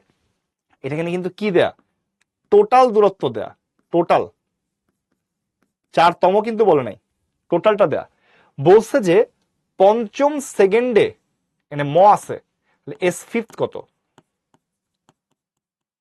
ওকে, দেখি কে কে রাইট আনসার দাও। এটা যারা ভুল করবো তাদের জন্য আমার থাকবে 1 বালতি সমবেদনা।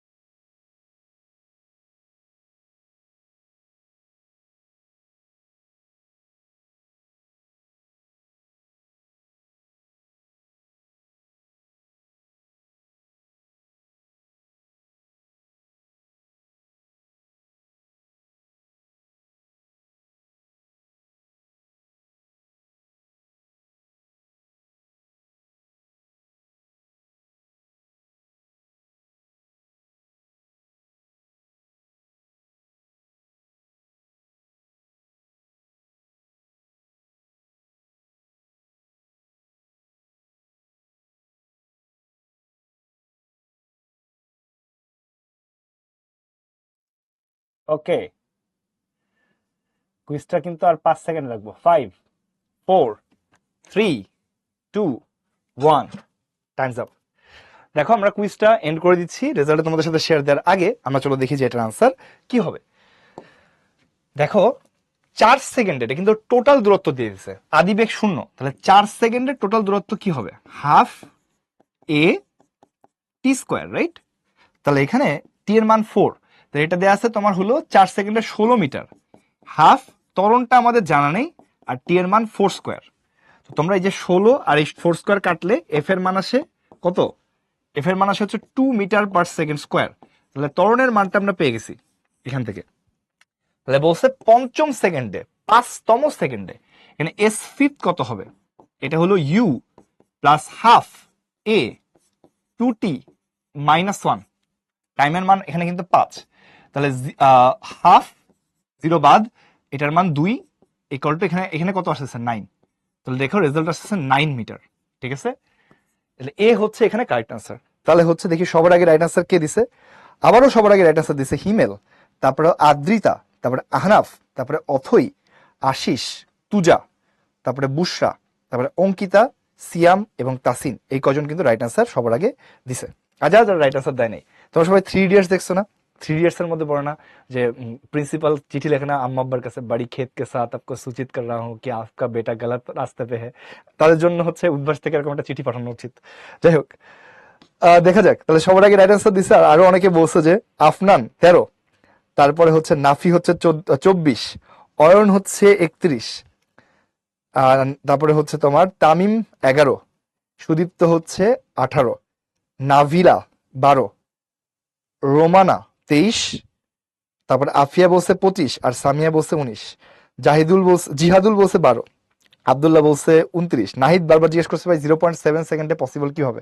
এই অঙ্কটার ক্ষেত্রে পসিবল হওয়ার কথা, কারণ আমি কিন্তু এই অঙ্কটা তোমাদের দেখানোর সঙ্গে সঙ্গে পোল দেই নাই।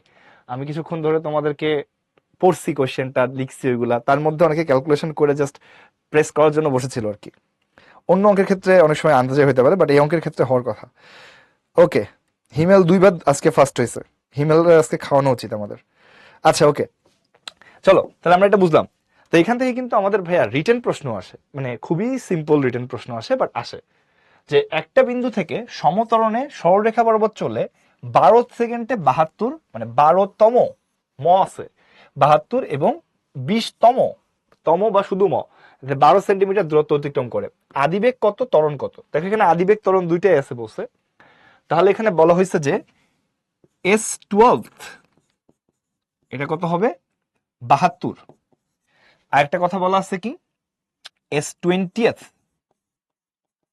এটা হলো 120 সেন্টিমিটার। ওকে, খেয়াল করো সেন্টিমিটারে আছে, এখানে ইউনিট কিন্তু সেন্টিমিটারে। আচ্ছা, তাহলে এখানে তুমি বলতে পারো ভাই এটা সূত্র কি হবে, u plus half F 2t-1, এটার মান 72। তাহলে আরেকটা কি হচ্ছে এখানে, you plus half F 2t-1, এটার মান 120। তো এখান থেকে তুমি লিখতে পারো ভাইয়া ইউ প্লাস 23/2f, এটার মান 72। এখানে একটা আমরা লিনিয়ার ইকুয়েশন পাচ্ছি। আবার এখানে কি আসতেছে, u plus 39/2f equal to 120। এখানে আরেকটা আমরা লিনিয়ার ইকুয়েশন পাচ্ছি, দুইটা ইকুয়েশন পাচ্ছ, দুইটা আননোন আছে। তো লিনিয়ার মানে সরল রৈখিক আর কি। তো এই দুইটাকে আমরা এখন সলভ করব। তোমরা যারা যারা বোর্ড পরীক্ষায় যদি আসে, এটাতে তোমরা একটু হাতে সলভ করে দিলে ভালো, ঠিক আছে? বাট আমরা এটা হাতে করতেছি না, আমার বিশ্বাস তোমরা হাতে করতে পারবে। যেটা বিয়োগ করে দিবা, বিয়োগ করে দিলে কি হবে, বিয়োগ করে ইউ ইউ কাটা যাবে, এফ এর মান পাওয়া যাবে, এফ এর মানটা এক জায়গায় বসালেই হবে। তো আমরা ওইটা বিশ্বাস যে তোমরা এটা জানো, সেই জন্য আমরা এটা একটু ক্যালকুলেটারে করে দিচ্ছি। 1 23/2 72, আর 1 39/2 120। তাহলে এখান থেকে ইউ আর এফ এর মানটা কত আসবে, ইউ এর মান আসে 3 আর এফ এর মানটা আসে 6। এককটা দেখো সেন্টিমিটার পার সেকেন্ড, আর এটা সেন্টিমিটার পার সেকেন্ড স্কোয়ার। এই দুইটা হচ্ছে আমাদের আনসার, ঠিক আছে? এটা হচ্ছে আমাদের আনসার। অবশ্যই একক ঠিক মতো লিখবা। এটা একটু সলভ হাতে করলে ভালো। কেন বলো তো, বোর্ড পরীক্ষা আর কি। কেন হাতে করবা, কারণ হচ্ছে ভাইয়া দেখো অঙ্কটা কিন্তু এমনি ছোট, তো বোর্ড পরীক্ষায় দেখো এই অঙ্কটা দিছে, তুমি কিন্তু হাতে সলভ না করলে একটু কম নাম্বার পাইতে পারো। অনেক বড় অঙ্কের মধ্যে তুমি ক্যালকুলেটর ইউজ করছো, আচ্ছা বোর্ড একটু মাফ করে দিতে পারবে। এই অঙ্কটাই আছে 3 লাইন, তুমি এর মধ্যে যদি ক্যালকুলেটর ব্যবহার না করলেই ভালো। দেখো পরেরটাতে দেখো কি বলছে, একটা বস্তুকণা সমতরণে যাত্রা করছে সরলরেখা বরাবর চলে 25তম সেকেন্ডে 266 সেন্টিমিটার, আবার 42তম সেকেন্ডে 402 সেন্টিমিটার দূরত্ব অতিক্রম করে। আদিবেগের মান চাইছে প্রশ্নে, খ নাম্বারে আসছে, 4 নম্বরের প্রশ্ন, ঠিক আছে? সো এখানে দেখো কি বলা, S25 এটা হলো 266, আর S42 এটা হলো 402। একই অঙ্ক কিন্তু। তা তুমি এখানে কি বলতে পারো, you plus half A 2t-1, এটার মান আসে 266। এখানে লেখো you plus half A 2t-1 এর মান আসে 402। তো ইউ প্লাস 49/2f এটার মান 266, 1 নাম্বার ইকুয়েশন দাও। আবার ইউ প্লাস হাফ এ, এখানে কত আসবে বলতো, 83/4, 83/2 এফ, এটার মান হচ্ছে 402। এইটাকে তুমি 2 নাম্বার ইকুয়েশন দাও। এই 1 আর 2 যদি আমরা এখন সলভ করে ফেলি,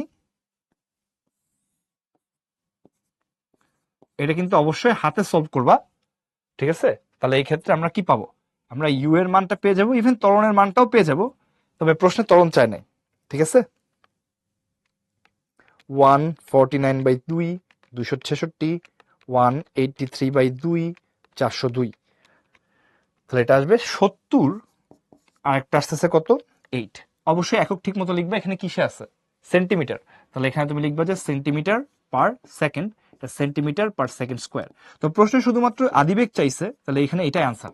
এবং প্রশ্নে এটা চাওয়ার উদ্দেশ্য হচ্ছে যে তোমাকে হচ্ছে আসলে ওই যে এই দুটো বিয়োগ করে দিলে কি এফ এর মান পাওয়া যাবে, এই ইউ ইউ কাটা যাবে, সেই মানটা এই জায়গায় বসায় তোমার ইউ এর মানটা বের করে দেখাতে বলছে আর কি। হ্যাঁ, তাসফিয়া বলছে কি যে ভাইয়া প্যারাবোলার এত বড় ম্যাথ সলভ করে দেখায় না, টিচার মার্কস কেটেছিল। আচ্ছা ঠিক আছে, ওই যে সলভ করে না দেখালে অনেক সময় মার্কস কেটে দেয় আর কি, এটা তোমার বললাম বোর্ড পরীক্ষার জন্য সব থেকে সেফেস্ট হচ্ছে সলভ করে দেখানো। তামিম বলছে ভাইয়া একবার প্রেস করার পর ঠিকভাবে রাজ লাগে নাই। ওকে ঠিক আছে তামিম, ওকে ডান। তাহলে চলো আমরা পরেরটাতে যাই, দেখি এখানে চলে আসছি। তাহলে এটা আমরা কিন্তু করে ফেললাম, আমরা কিন্তু এটা হাতে সলভ করে দেখাবো।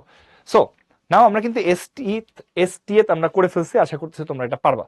তো আমরা এখন চলে যাচ্ছি আমাদের পরবর্তী চ্যাপ্টারে। আমাদের এসটিএ কিন্তু খুব ছোট্ট একটা টপিক তোমাদেরকে বলছিলাম 9.3-তে।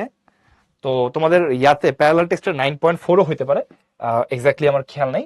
তো আলটিমেটলি তোমার হলো যে কোনো একটা আর কি, মানে সেকেন্ড লাস্ট চ্যাপ্টার এটা আমাদের। তো আমাদের হচ্ছে মুক্তভাবে পড়ন্ত বস্তু।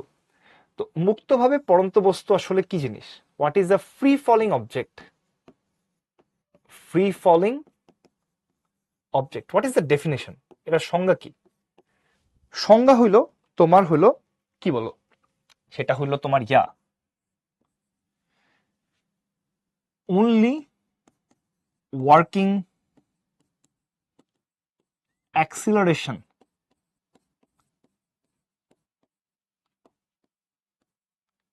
এটা হলো জি। একটা বস্তুর উপর যদি মহাকর্ষ বল ছাড়া অন্য কোনো বল না কাজ করে, তাহলে আমরা বলবো সেটা মুক্তভাবে পড়তেছে, মানে বাতাসের বাধা নাই, ঠিক আছে, বাতাসের বাধা নাই। একটা বস্তুকে ছেড়ে দিলাম, টেকনিক্যালি এখানে বাতাসের বাধা আছে, বাট আমরা কনসিডার করতেছি যে বাতাসের বাধা নাই। তুমি যদি বলো যে একটা বস্তুর উপর যদি মুক্তভাবে, মানে একটা বস্তুকে যদি আমি ছেড়ে দেই বা নিচের দিকে ছেড়ে এবারে থ্রো করি বা উপরের দিকে থ্রো করি বা বাঁকাভাবে থ্রো করি, যেভাবেই থ্রো করো না কেন, এভরিথিং ইজ পড়ন্ত বস্তু, ঠিক আছে। মানে মুক্তভাবে পড়ন্ত বস্তু মানে হচ্ছে যার উপর জি ছাড়া অন্য কোনো ত্বরণ কাজ করতেছে না, সেটা বা মানে অভিকর্ষ ছাড়া যার উপর অন্য কোনো বল কাজ করতেছে না, তাকে বলা হয় মুক্তভাবে পড়ন্ত বস্তু। আর কোনো কন্ডিশন নাই, আদিবেগ শূন্য নাকি শূন্য না, এইসব কোনো কন্ডিশন এখানে নাই। অনলি কন্ডিশন হচ্ছে একটাই, যে এখানে জি ছাড়া অন্য কোনো ত্বরণ কাজ করবে না, একমাত্র অভিকর্ষ ত্বরণ কাজ করবে, বা অভিকর্ষ বল ছাড়া আর কোনো বল যদি কাজ না করে, তাকে আমরা বলি হচ্ছে মুক্তভাবে পড়ন্ত বস্তু। ক্লিয়ার? আর কিন্তু কোনো কন্ডিশন নাই, this is the only condition. তো দেখো, আমরা যদি তাই হয়, একটা বস্তু মনে করো একটা টাওয়ারের উপরে আছে, মানে একটা টাওয়ার আছে, এই টাওয়ারের উচ্চতা ধরো এইচ। আমরা কি করছি, এই টাওয়ারের চূড়া থেকে একটা বস্তুকে প্রথম কনসিডারেশনে চিন্তা করতেছি যে ইউ বেগে নিচের দিকে ছুড়ে মারছি বা ফেলাই দিছি। স্থির অবস্থান থেকে হইতে পারে, বাট আপাতত আমরা চিন্তা করতেছি যে নিচের দিকে ছুড়ে মারছি, মানে থ্রো করছি ইউ বেগে। এখন এইখানে কে কাজ করতেছে ভাইয়া? এখানে অবশ্যই অভিকর্ষ ত্বরণ জি কাজ করতেছে, এবং কোন দিকে, নিচের দিকে।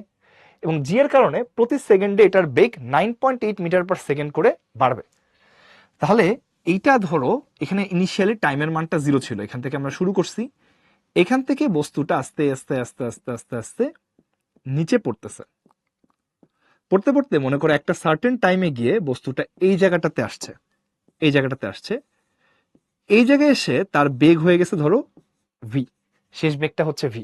টি সময় পরে, টি সময় পরে তার বেগটা হলো ভি, এবং এটা ওই ইনিশিয়াল পজিশন থেকে ধরো তোমার ওয়াই পরিমাণ নিচে নামছে, ইনিশিয়াল পজিশন থেকে এটা ওয়াই পরিমাণ নিচে নামছে। আচ্ছা, আমি একটা টার্ম তোমাদের সাথে শেয়ার করতে চাই, এটা তোমরা বইতে কোনো জায়গায় খুঁজে পাবা না, তবে তোমরা যখন কেউ মেকানিক্যাল বা সিভিল ইঞ্জিনিয়ারিং এ পড়বা, তোমরা এই ওয়ার্ডটা একটু দেখবা। তোমরা বইতে ইংলিশে পড়তে পারো, ডেটার সিঙ্গুলার ফর্ম হচ্ছে ডেটাম, এটা সেই ডেটাম না। ডেটাম হচ্ছে একটা পজিশন, মানে যে পজিশন থেকে আমরা থ্রো করতেছি ভাইয়া, আমরা দেখো ওখান থেকে কতটুকু নিচে নামছে এটা মেজার করতেছি, এটাকে আমরা বলছি কি সরণ।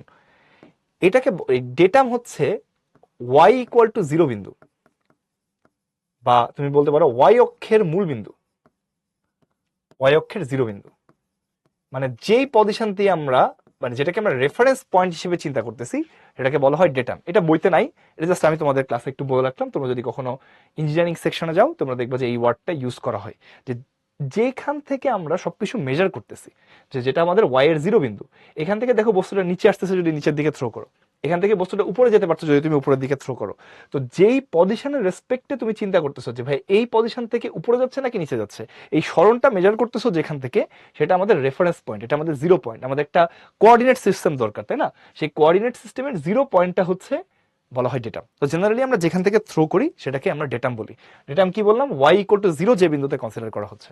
আচ্ছা, তো তোমরা যদি কখনো আবার আমাকে ক্লাসের মধ্যে দেখো যে ডেটাম ওয়ার্ডটা আমি লিখছি, তাহলে বুঝবা যে এটা সেই পয়েন্ট যেখানে ওয়াই এর মান শূন্য, বা যেখানে রেসপেক্টে আমরা আসলে সরণটা মেজার করতেছি, যে ওয়াই পরিমাণ নিচে নামছে, তো তাহলে এখানে ওয়াই এর মান শূন্য ধরে এখান থেকে কতটুকু গেছে। আর ওয়াই কি এখানে ডেটাম থেকে সরণ, ডেটাম থেকে সরণ, ডেটাম থেকে সরণ, যে কতটুকু নিচে নামছে বা উপরে উঠছে, এটাকে আমরা বলছি সরণ। সরণ। এখন যেহেতু বস্তুটা শুধু নিচেই নামতেছে, কোনো জিনিস যদি শুধু নিচে পড়ে আমরা জেনারেলি নিচের দিকটাকে পজিটিভ ধরবো। তোমরা চাইলে উপরের দিকটাকেও পজিটিভ ধরতে পারো, তবে আমি তোমাদেরকে একদম ক্লাসে স্পেসিফিক্যালি বলে দিব যে কোন ক্ষেত্রে কোন দিকে পজিটিভ ধরবা, তাহলে তোমার জন্য সুবিধা হবে পরীক্ষার হলে বসে যেন তুমি না ঘোলায় ফেলো। তো আমরা যেহেতু বস্তুটা শুধু নিচেই পড়তেছে, আমরা নিচের দিকটাকে পজিটিভ ধরতেছি। তাহলে এখানে ভাইয়া গতিসূত্রগুলা কেমন হবে?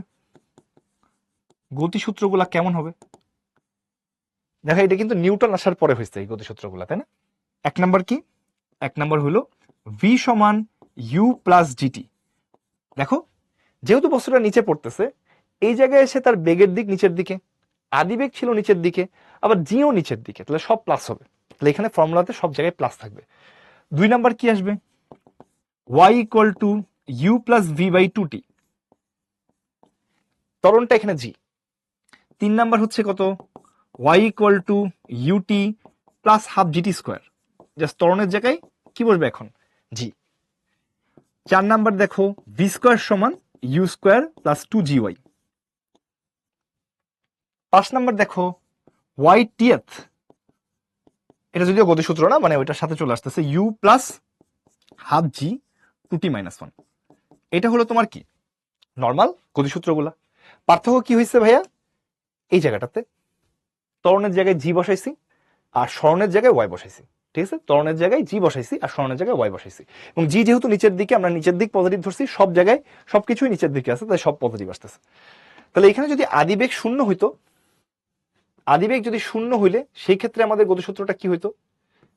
সেক্ষেত্রে খেয়াল রাখবা যে এই ফর্মুলাতে কি চেঞ্জ আসবে, জাস্ট ইউ এর জায়গায় জিরো বসাই দিবা। তাহলে কেমন আসবে? ভি সমান জিটি। দুই নাম্বার ওয়াই সমান ভি বাই টু টি। তিন নাম্বার ওয়াই সমান হাফ জিটি স্কোয়ার। অনেকে এখানে ফর্মুলাটা একটু মডিফাই করে, বাট এটা আমাদের লাগবে না। তোমরা যদি কেউ এটা মডিফাই করতে চাও যে ভাইয়া ওয়াই সমান হাফ জি টি ইন্টু টি, জিটি স্কোয়ার আর কি। তো এই ক্ষেত্রে যেহেতু ভি এর মান জিটি ছিল, তো অনেকে এটাকে এইভাবে লিখে যে হচ্ছে হাফ ভিটি। এটা আমাদের লাগবে না, জীবনও লাগে নাই, তুমি ইউজ করতে পারো half g t square directly apply করলেও হয়তো। চার নাম্বার ভি স্কোয়ার সমান টু এ এস। পাঁচ নাম্বার ওয়াই টি এর ভ্যালু কি হবে? Half g two t minus one. এই হলো আমাদের ঘটনা। গতিসূত্রগুলো এরকম ভাবে চেঞ্জ হবে। তো দেখো তো এটা সবার কাছে ক্লিয়ার কিনা দেখি, জানো সূত্রগুলো যে কেন এরকম হবে সবাই বুঝছো কিনা? যে ভাই নর্মাল গতিসূত্রই v equal to u plus a t, just ভাই ত্বরণের জায়গায় কি বলবে? জি। এবং আমি নিচের দিকটাকে পজিটিভ ধরছি, যেহেতু জি এর সামনে প্লাস চিহ্ন হবে, ভি নিচের দিকে প্লাস চিহ্ন হবে, ইউ নিচের দিকে প্লাস চিহ্ন হবে, ওয়াই নিচের দিকে প্লাস চিহ্ন হবে, নিচের দিকটাকে যেহেতু পজিটিভ ধরছি। ওকে, তাহলে বলতো ভাইয়া এই যে এই পরন্ত বস্তু রিলেটেড সূত্র আমাদেরকে কে দিছিল? নিউটনের আগেও একজন দিছিল। নিউটনের আগেও পরন্ত বস্তু রিলেটেড সূত্র আমাদের কেউ একজন দিছিল। বলতো কে দিছিল? কে দিছিল নিউটনের আগে? নিউটনের আগে পরন্ত বস্তু রিলেটেড সূত্র দিছিল আমাদেরকে গ্যালিলিও। ঠিক আছে, গ্যালিলিও, ভেরি গুড। গ্যালিলিও বলছে স্থির অবস্থান থেকে, মানে আদিবেগ শূন্য, একই উচ্চতা বিশিষ্ট বিনা বাধায় পরন্ত বস্তু সমান সময়ে সমান পথ অতিক্রম করে। এটা কার সূত্র? গ্যালিলিও সূত্র, প্রথম সূত্র। মানে আমরা দেখছি কি, যদি আদিবেগ শূন্য হয় সেই ক্ষেত্রে ওয়াইয়ের ফর্মুলা কি ছিল? হাফ জিটি স্কোয়ার ছিল না? তো তুমি দেখতেছো যে এইখানে ওয়াইয়ের মানটা শুধুমাত্র টাইমের উপর ডিপেন্ডেন্ট। হাফ আর জি তো কনস্ট্যান্ট, হাফ আর জি একটা কনস্ট্যান্ট, তাহলে শুধু টাইমের উপর ডিপেন্ডেন্ট। যেরকম টাইমের মান যদি 1 সেকেন্ড হয়, তাহলে ওয়াই এর মান আসবে তোমার হাফ জি ইন্টু 1 স্কোয়ার, মানে কত 4.9 মিটার। ঠিক আছে, এখানে কিন্তু আর কিছু নাই। আবার টাইমের মান যদি 2 সেকেন্ড হয়, তাহলে সেক্ষেত্রে ওয়াই এর মান কি আসবে হাফ জি ইন্টু 2 স্কোয়ার, মানে 2 জি, তার মানে আসবে 19.6 মিটার। তার মানে এইটা মেইন কথা হচ্ছে কি, দেখো মেইন কথা হচ্ছে যে ভরের উপর ডিপেন্ডেন্ট না, ভরের উপর ডিপেন্ডেন্ট না।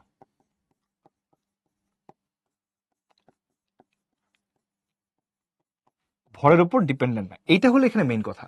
গ্যালিলিও অনেক আগে এটা রিয়ালাইজ করছে যে হচ্ছে তুমি যদি এখানে একটা বিশাল ভারী বস্তু ফেলাও, যেমন এখানে হাতুড়ি, আর একটা হালকা বস্তু ফেলাও যেমন কয়েন, তুমি দুইটা বস্তুকে ফেলালে নর্মালি বাতাসের বাধার কারণে তোমার হচ্ছে হাতুড়ি আগে পড়ে, কয়েন পরে পড়ে।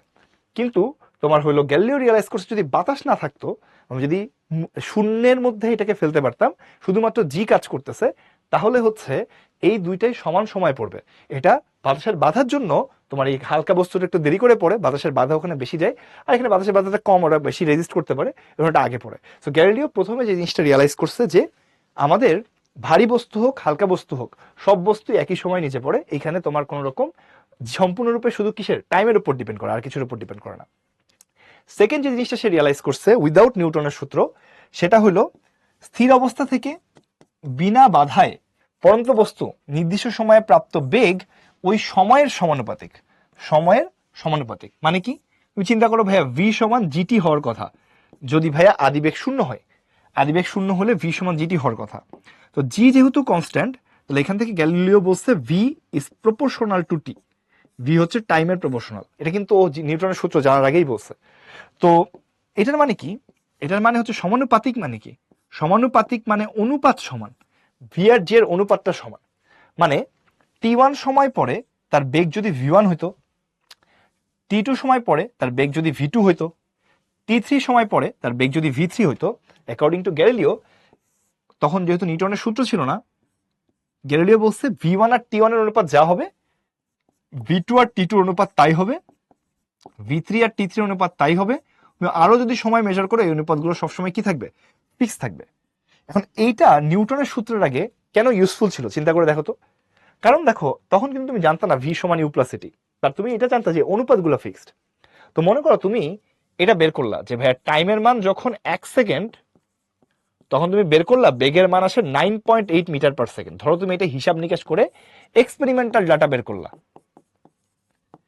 এক্সপেরিমেন্ট করে তুমি একটা ডাটা খুবই প্রিসিশনের সাথে বের করলা যে টাইমের মান যখন 1 সেকেন্ড, তখন হচ্ছে বেগের মান আসে 9.8 মিটার পার সেকেন্ড। ধরো তুমি এক্সপেরিমেন্ট করে বের করলা, এই একটা ডাটা দিয়ে কিন্তু বাকি সব বের করতে পারবা। তোমাকে যদি কেউ জিজ্ঞাসা করে যে ভাইয়া আপনার টাইমের মান যখন 10 সেকেন্ড, সেই সময় বেগ কত হবে, সেই সময় বেগ কত হবে, তোমাকে কেউ ধরো এটা জিজ্ঞেস করলো, তুমি বলবা ভাইয়া আমার তো নিউটনের সূত্র মনে করো তখন জানা নাই। তো সেই ক্ষেত্রে তুমি বলবা যে ভাইয়া ভি ওয়ান আর টি ওয়ানের অনুপাত যা ছিল, ভি টু আর টি টুর অনুপাত টেকনিক্যালি তাই হওয়ার কথা। তো তুমি বললা যে ভাই এটা যেহেতু 9.8 ছিল, এটা ছিল 1 সেকেন্ড, এইটা হচ্ছে 10 সেকেন্ড, তাহলে ভাই ইজিলি ভি টুর মান দেখো 98 মিটার পার সেকেন্ড বের করে ফেলা যায়। সো বিফোর নিউটন আমাদের কিন্তু হচ্ছে এগুলা বের করার এই সূত্রগুলো ছিল না, v equal to u plus at. তখন হচ্ছে তোমার মানুষজন এক্সপেরিমেন্টাল ডাটা ব্যবহার করতো, যে একজন মেজার করে রাখছে ধরো 50 সেকেন্ডে, এটার পরে এটার বেগ এত ছিল, এই একটা ডাটা দিয়ে ও কিন্তু বাকিগুলো ইন্টারপোলেট করতে পারে যে হচ্ছে আচ্ছা তাহলে 10 সেকেন্ড পরে কত থাকার কথা। একটাকে যদি ও ভালোভাবে বের করতে পারে, তাহলে অন্যগুলা এই সূত্রগুলা থেকে সে এই সমানুপাতিক মানে অনুপাত সমান এই আইডিয়া থেকে বের করতে পারে। তখন কিন্তু তারা জানতো না যে অনুপাতটা জি এর সমান, তো তার আগেই কিন্তু আমরা এটা ব্যবহার করতে পারি। That is the speciality. তৃতীয় সূত্র বলছে যে স্থির অবস্থান থেকে বিনা বাধায় পড়ন্ত বস্তু নির্দিষ্ট সময়ে যে দূরত্ব অতিক্রম করে তা ওই সময়ের বর্গের সমানুপাতিক। মানে তুমি বলতে পারো ভাই আদিবেগ যখন শূন্য, তখন আপনি দেখাইছেন ওয়াই সমান কি হাফ জিটি স্কোয়ার। সো এটা হলো নিউটনের সূত্র, হাফ জি তো একটা কনস্ট্যান্ট, তাহলে এই হাফ জি যদি কনস্ট্যান্ট হয়, তুমি বলতে পারো ভাইয়া y is proportional to t square. এটা থার্ড ফর্মুলা। তার মানে বেসিক্যালি তুমি আগের মতো চিন্তা করো যে টি ওয়ান সময় পরে এটা যদি তোমার ওয়াই ওয়ান হয়, টি টু সময় পরে এটা যদি আমাদের ওয়াই টু হয়, টি থ্রি সময় পরে যদি এটার অতিক্রান্ত দূরত্ব আমাদের ওয়াই থ্রি হয়, তাহলে অ্যাকর্ডিং টু কোয়েশ্চেন আমরা বলতে পারি হচ্ছে ভাইয়া y one by t one square এটার বর্গের অনুপাত, ওয়াই টু আর টি টু স্কোয়ারের বর্গের অনুপাত, আবার ওয়াই থ্রি আর টি থ্রি স্কোয়ারের বর্গের অনুপাত আর কি, এইগুলো সব কি আসবে সমান আসবে। এটা দিয়েও তুমি কিন্তু ওই যে একটা ডেটা যদি তুমি প্রিসাইসলি বের করতে পারো, তার রেসপেক্টে তুমি অন্যগুলো বের করতে পারবে। এখন আমাদের এটা দরকার নেই, কারণ আমাদের নিউটনের সূত্র আছে, কিন্তু তখন যখন ছিল না তখন কিন্তু এটা অনেক ইউজফুল ছিল। যাই হোক, তো দেখো আমাদের এখানে পরন্ত বস্তুর সূত্র হচ্ছে তোমার স্থির অবস্থা থেকে, এখানে স্থির অবস্থা থেকে লেখা উচিত ছিল, এখানে লেখা নেই। স্থির অবস্থা থেকে টি সময় পরে v equal to g t, y equal to half g t square বা half v t, v square equal to two g y, এবং টি তম সেকেন্ডে অতিক্রান্ত দূরত্ব হচ্ছে half g two t minus one. এগুলা কিন্তু বেসিক্যালি আমরা অলরেডি দেখাই ফেলছি। তো আজকে আমাদের একটা ম্যাথ করবো, তোমাদের বলতেছিলাম যে আমরা টি তম সেকেন্ডে যেহেতু আসি, ওইটা রিলেটেড একটা ম্যাথ আমাদের পরন্ত বস্তুর মধ্যে আছে, ওই ম্যাথটা পরীক্ষায় আসে, ওইটা আমরা করে আজকে ছুটি দিয়ে দিব। So this is our last math. দেখো, একটা টাওয়ারের শীর্ষ হতে অবাধে পরন্ত পাথর তার গতিপথের শেষতম সেকেন্ডে, মানে যদি তুমি বলো শেষের 1 সেকেন্ডে টাওয়ারের উচ্চতার 5/9 অংশ অতিক্রম করে। টাওয়ারের উচ্চতা কত? তো দেখো আমাদের এখানে কি বলছে, খুবই বাচ্চাদের ম্যাথ কিন্তু এটা। ভাই দেখো এখানে কি হলো, একটা বস্তু এইচ উচ্চতায় মনে করো ছিল, টাওয়ারের উচ্চতা হচ্ছে এইচ। তো এখান থেকে এই বস্তুটাকে আমি, দেখো প্রশ্নে কিন্তু বলা হয়েছে যে একটা পাথর অবাধে টাওয়ারের শীর্ষ থেকে ছেড়ে দেওয়া হয়েছে, মানে এটা দিয়ে তারা বোঝাতে চাইছে যে যদি ওরা প্রশ্নে এই ওয়ার্ডটা লেখা না থাকে যে একটা বেগে নিক্ষেপ করা হয়েছে, নিক্ষেপ ওয়ার্ড না লেখা থাকলে তুমি ধরে নিবা আদিবেগ শূন্য, নিক্ষেপ বলে আদিবেগ আছে। আর নিক্ষেপ ওয়ার্ড না লেখা থাকলে পাথর ছেড়ে দেওয়া হইলো বা পাথর অবাধে পড়তেছে, কোন রকম ডেটা দেয়া নেই, তাই তুমি ধরে নিবা যে এখানে কি এটা হলো আদিবেগ শূন্য। তাহলে তোমার যদি তাই হয়ে থাকে, এই জায়গাটাতে তুমি স্থির অবস্থা থেকে একটা বস্তুকে ছেড়ে দিছো, মেইন কথা হচ্ছে এটা। ছেড়ে দিলে জি এর কারণে এই জি নিচের দিকে কাজ করতেছে, এই বস্তুটা মনে করো টি সময় পরে গিয়ে, টি সময় পরে গিয়ে, এখানে শূন্য টাইম ছিল, এটা মনে করো এখানে এসে নিচে পড়ছে টি সময় পরে গিয়ে। তাহলে প্রশ্নে বলা হয়েছে যে এর লাস্ট যে সেকেন্ডটা আছে, এই সেকেন্ডটা মনে করো তার আগের সেকেন্ড টি মাইনাস ওয়ান, এই লাস্ট সেকেন্ডে এটা যে অতিক্রান্ত দূরত্ব, এটা হলো টোটাল এইচ এর 5/9 অংশ, টোটাল এইচ এর 5/9 অংশ, এটা হচ্ছে প্রশ্নের মধ্যে দেওয়া আছে। ঠিক আছে, তাহলে কি হলো, স্থির অবস্থান থেকে একটা বস্তু নিচে পড়তেছে, তার এইচ উচ্চতার টাওয়ার থেকে ফেলা হয়েছে টি সময় পরে মাটিতে পড়ছে, তাহলে টি সময় অতিক্রান্ত দূরত্ব যেহেতু এইচ, আমরা প্রথমত একটা ইকুয়েশন লিখতে পারবো, এইচ ইকুয়াল টু লিখতে পারবো হাফ জিটি স্কোয়ার। কেন? কারণ টি সময় অতিক্রান্ত দূরত্ব হচ্ছে এইচ। এখন প্রশ্নে বলা হয়েছে কি, এই টি তম সেকেন্ডে, এটা হচ্ছে আমাদের ওয়াইটিএথ, টি তম সেকেন্ডে অতিক্রান্ত দূরত্ব, মানে লাস্ট সেকেন্ডে, শেষের 1 সেকেন্ডে অতিক্রান্ত দূরত্ব, এটা হলো 5/9h, 5/9h। ঠিক আছে, তোমরা আমাকে বলো তো ভাইয়া, এইখানে শেষের 1 সেকেন্ডে অতিক্রান্ত দূরত্ব মানে কি? তোমরা কি এই কথাটা বুঝো? টাইমের মানটা 1-এর থেকে বেশি, এইটা বুঝো কিনা দেখি জানো। টাইমের মানটা যে 1-এর থেকে বেশি, এটা সবার কাছে ক্লিয়ার কিনা। শেষের 1 সেকেন্ডে অতিক্রান্ত দূরত্ব বলছে, মানে শেষে 1 সেকেন্ড আছে, শেষে কি আছে 1 সেকেন্ড আছে। তাহলে শেষে যদি 1 সেকেন্ড থাকে, তাহলে ভাইয়া শেষে টোটাল টাইমটা কি 1 সেকেন্ডের থেকে বেশি। দেখো তো এটা বুঝো কিনা দেখি জানো। টোটাল টাইমটা 1 সেকেন্ড বেশি কেন? কারণ ভাই শেষের 1 সেকেন্ড মানে কি, শেষে 1 সেকেন্ড আছে, শেষের 1 সেকেন্ডে এই দূরত্ব অতিক্রম করে, মানে শেষে অ্যাটলিস্ট 1 সেকেন্ড আছে। তাহলে খেয়াল রাখতে হবে যে আমাদের টোটাল সেকেন্ড, টোটাল টাইম যদি টি হয়, এটা অবশ্যই 1-এর থেকে বেশি হইতে হবে, শেষে যেহেতু 1 সেকেন্ড আছে। তাহলে এটার সূত্র কি, যেহেতু ইউ এর মান 0, হাফ জি 2t মাইনাস 1, 5/9, এইচ এর মান কত ছিল, এইচ এর মান বের করে রাখছি হাফ জি টি স্কোয়ার। নর্মালি সূত্র কি, হাফ জি 2t মাইনাস 1, এটার মান কত 5/9 হাফ জি টি স্কোয়ার। তো তোমরা বুঝতে পারারই কথা যে ভাইয়া হাফ আর জির সাথে হাফ আর জি কাটা যায়, তাহলে এখান থেকে তুমি লিখতে পারবা ভাইয়া 2t minus 1 equal to 5/9 T square. তো তোমরা চাইলে এখন এটাকে নর্মালি মিডিল টার্ম করতে পারো, আমি আর মিডিল টার্ম করতেছি না, আমরা ক্যালকুলেটারে বসা দিচ্ছি, তোমরা পরীক্ষা আসলে অবশ্যই মিডিল টার্ম করে দেখাবা। তো এখানে 5/9 মাইনাস 2 প্লাস 1, তাহলে এখান থেকে তোমার রেজাল্ট আসে হচ্ছে টাইমের মানটা 3 এবং 3/5, 3/5 মানে 0.6 সেকেন্ড এবং 3 সেকেন্ড। দেখো দুইটা মান আসছে টাইমের, টাইমের দুইটা মান আসছে, একটা হচ্ছে 0.6 সেকেন্ড, যেটা কি 1-এর থেকে ছোট, আর একটা সে 3 সেকেন্ড, এটা 1-এর থেকে বড়। সো প্রশ্নে যেহেতু বলা হয়েছে টি তম সেকেন্ড, দেখো তার মানে এই জিনিসটা বাদ যাবে, এই টাইমটা বাদ যাবে কেন, এটা 1 সেকেন্ডের থেকে কম। আর এইটা কি হবে, এটা আমাদের অনলি অ্যাকসেপ্টেবল ভ্যালু, যেটা 1-এর থেকে বেশি। একজন জিজ্ঞেস করতেছে ভাই যদি টি-তম সেকেন্ড না বলা থাকে তাহলে কি হইতে পারে কিনা, সেক্ষেত্রে ভাইয়া দুইটা আনসার আসবে না, একটা দেখবেন নেগেটিভ আসছে, একটা পজিটিভ আসছে আর কি। তো যাই হোক, 3 সেকেন্ড এটা হচ্ছে আমাদের টাইমের মান। তাহলে টাইমের মান যদি 3 সেকেন্ড হয়, তাহলে এইচ এর মান কত ছিল?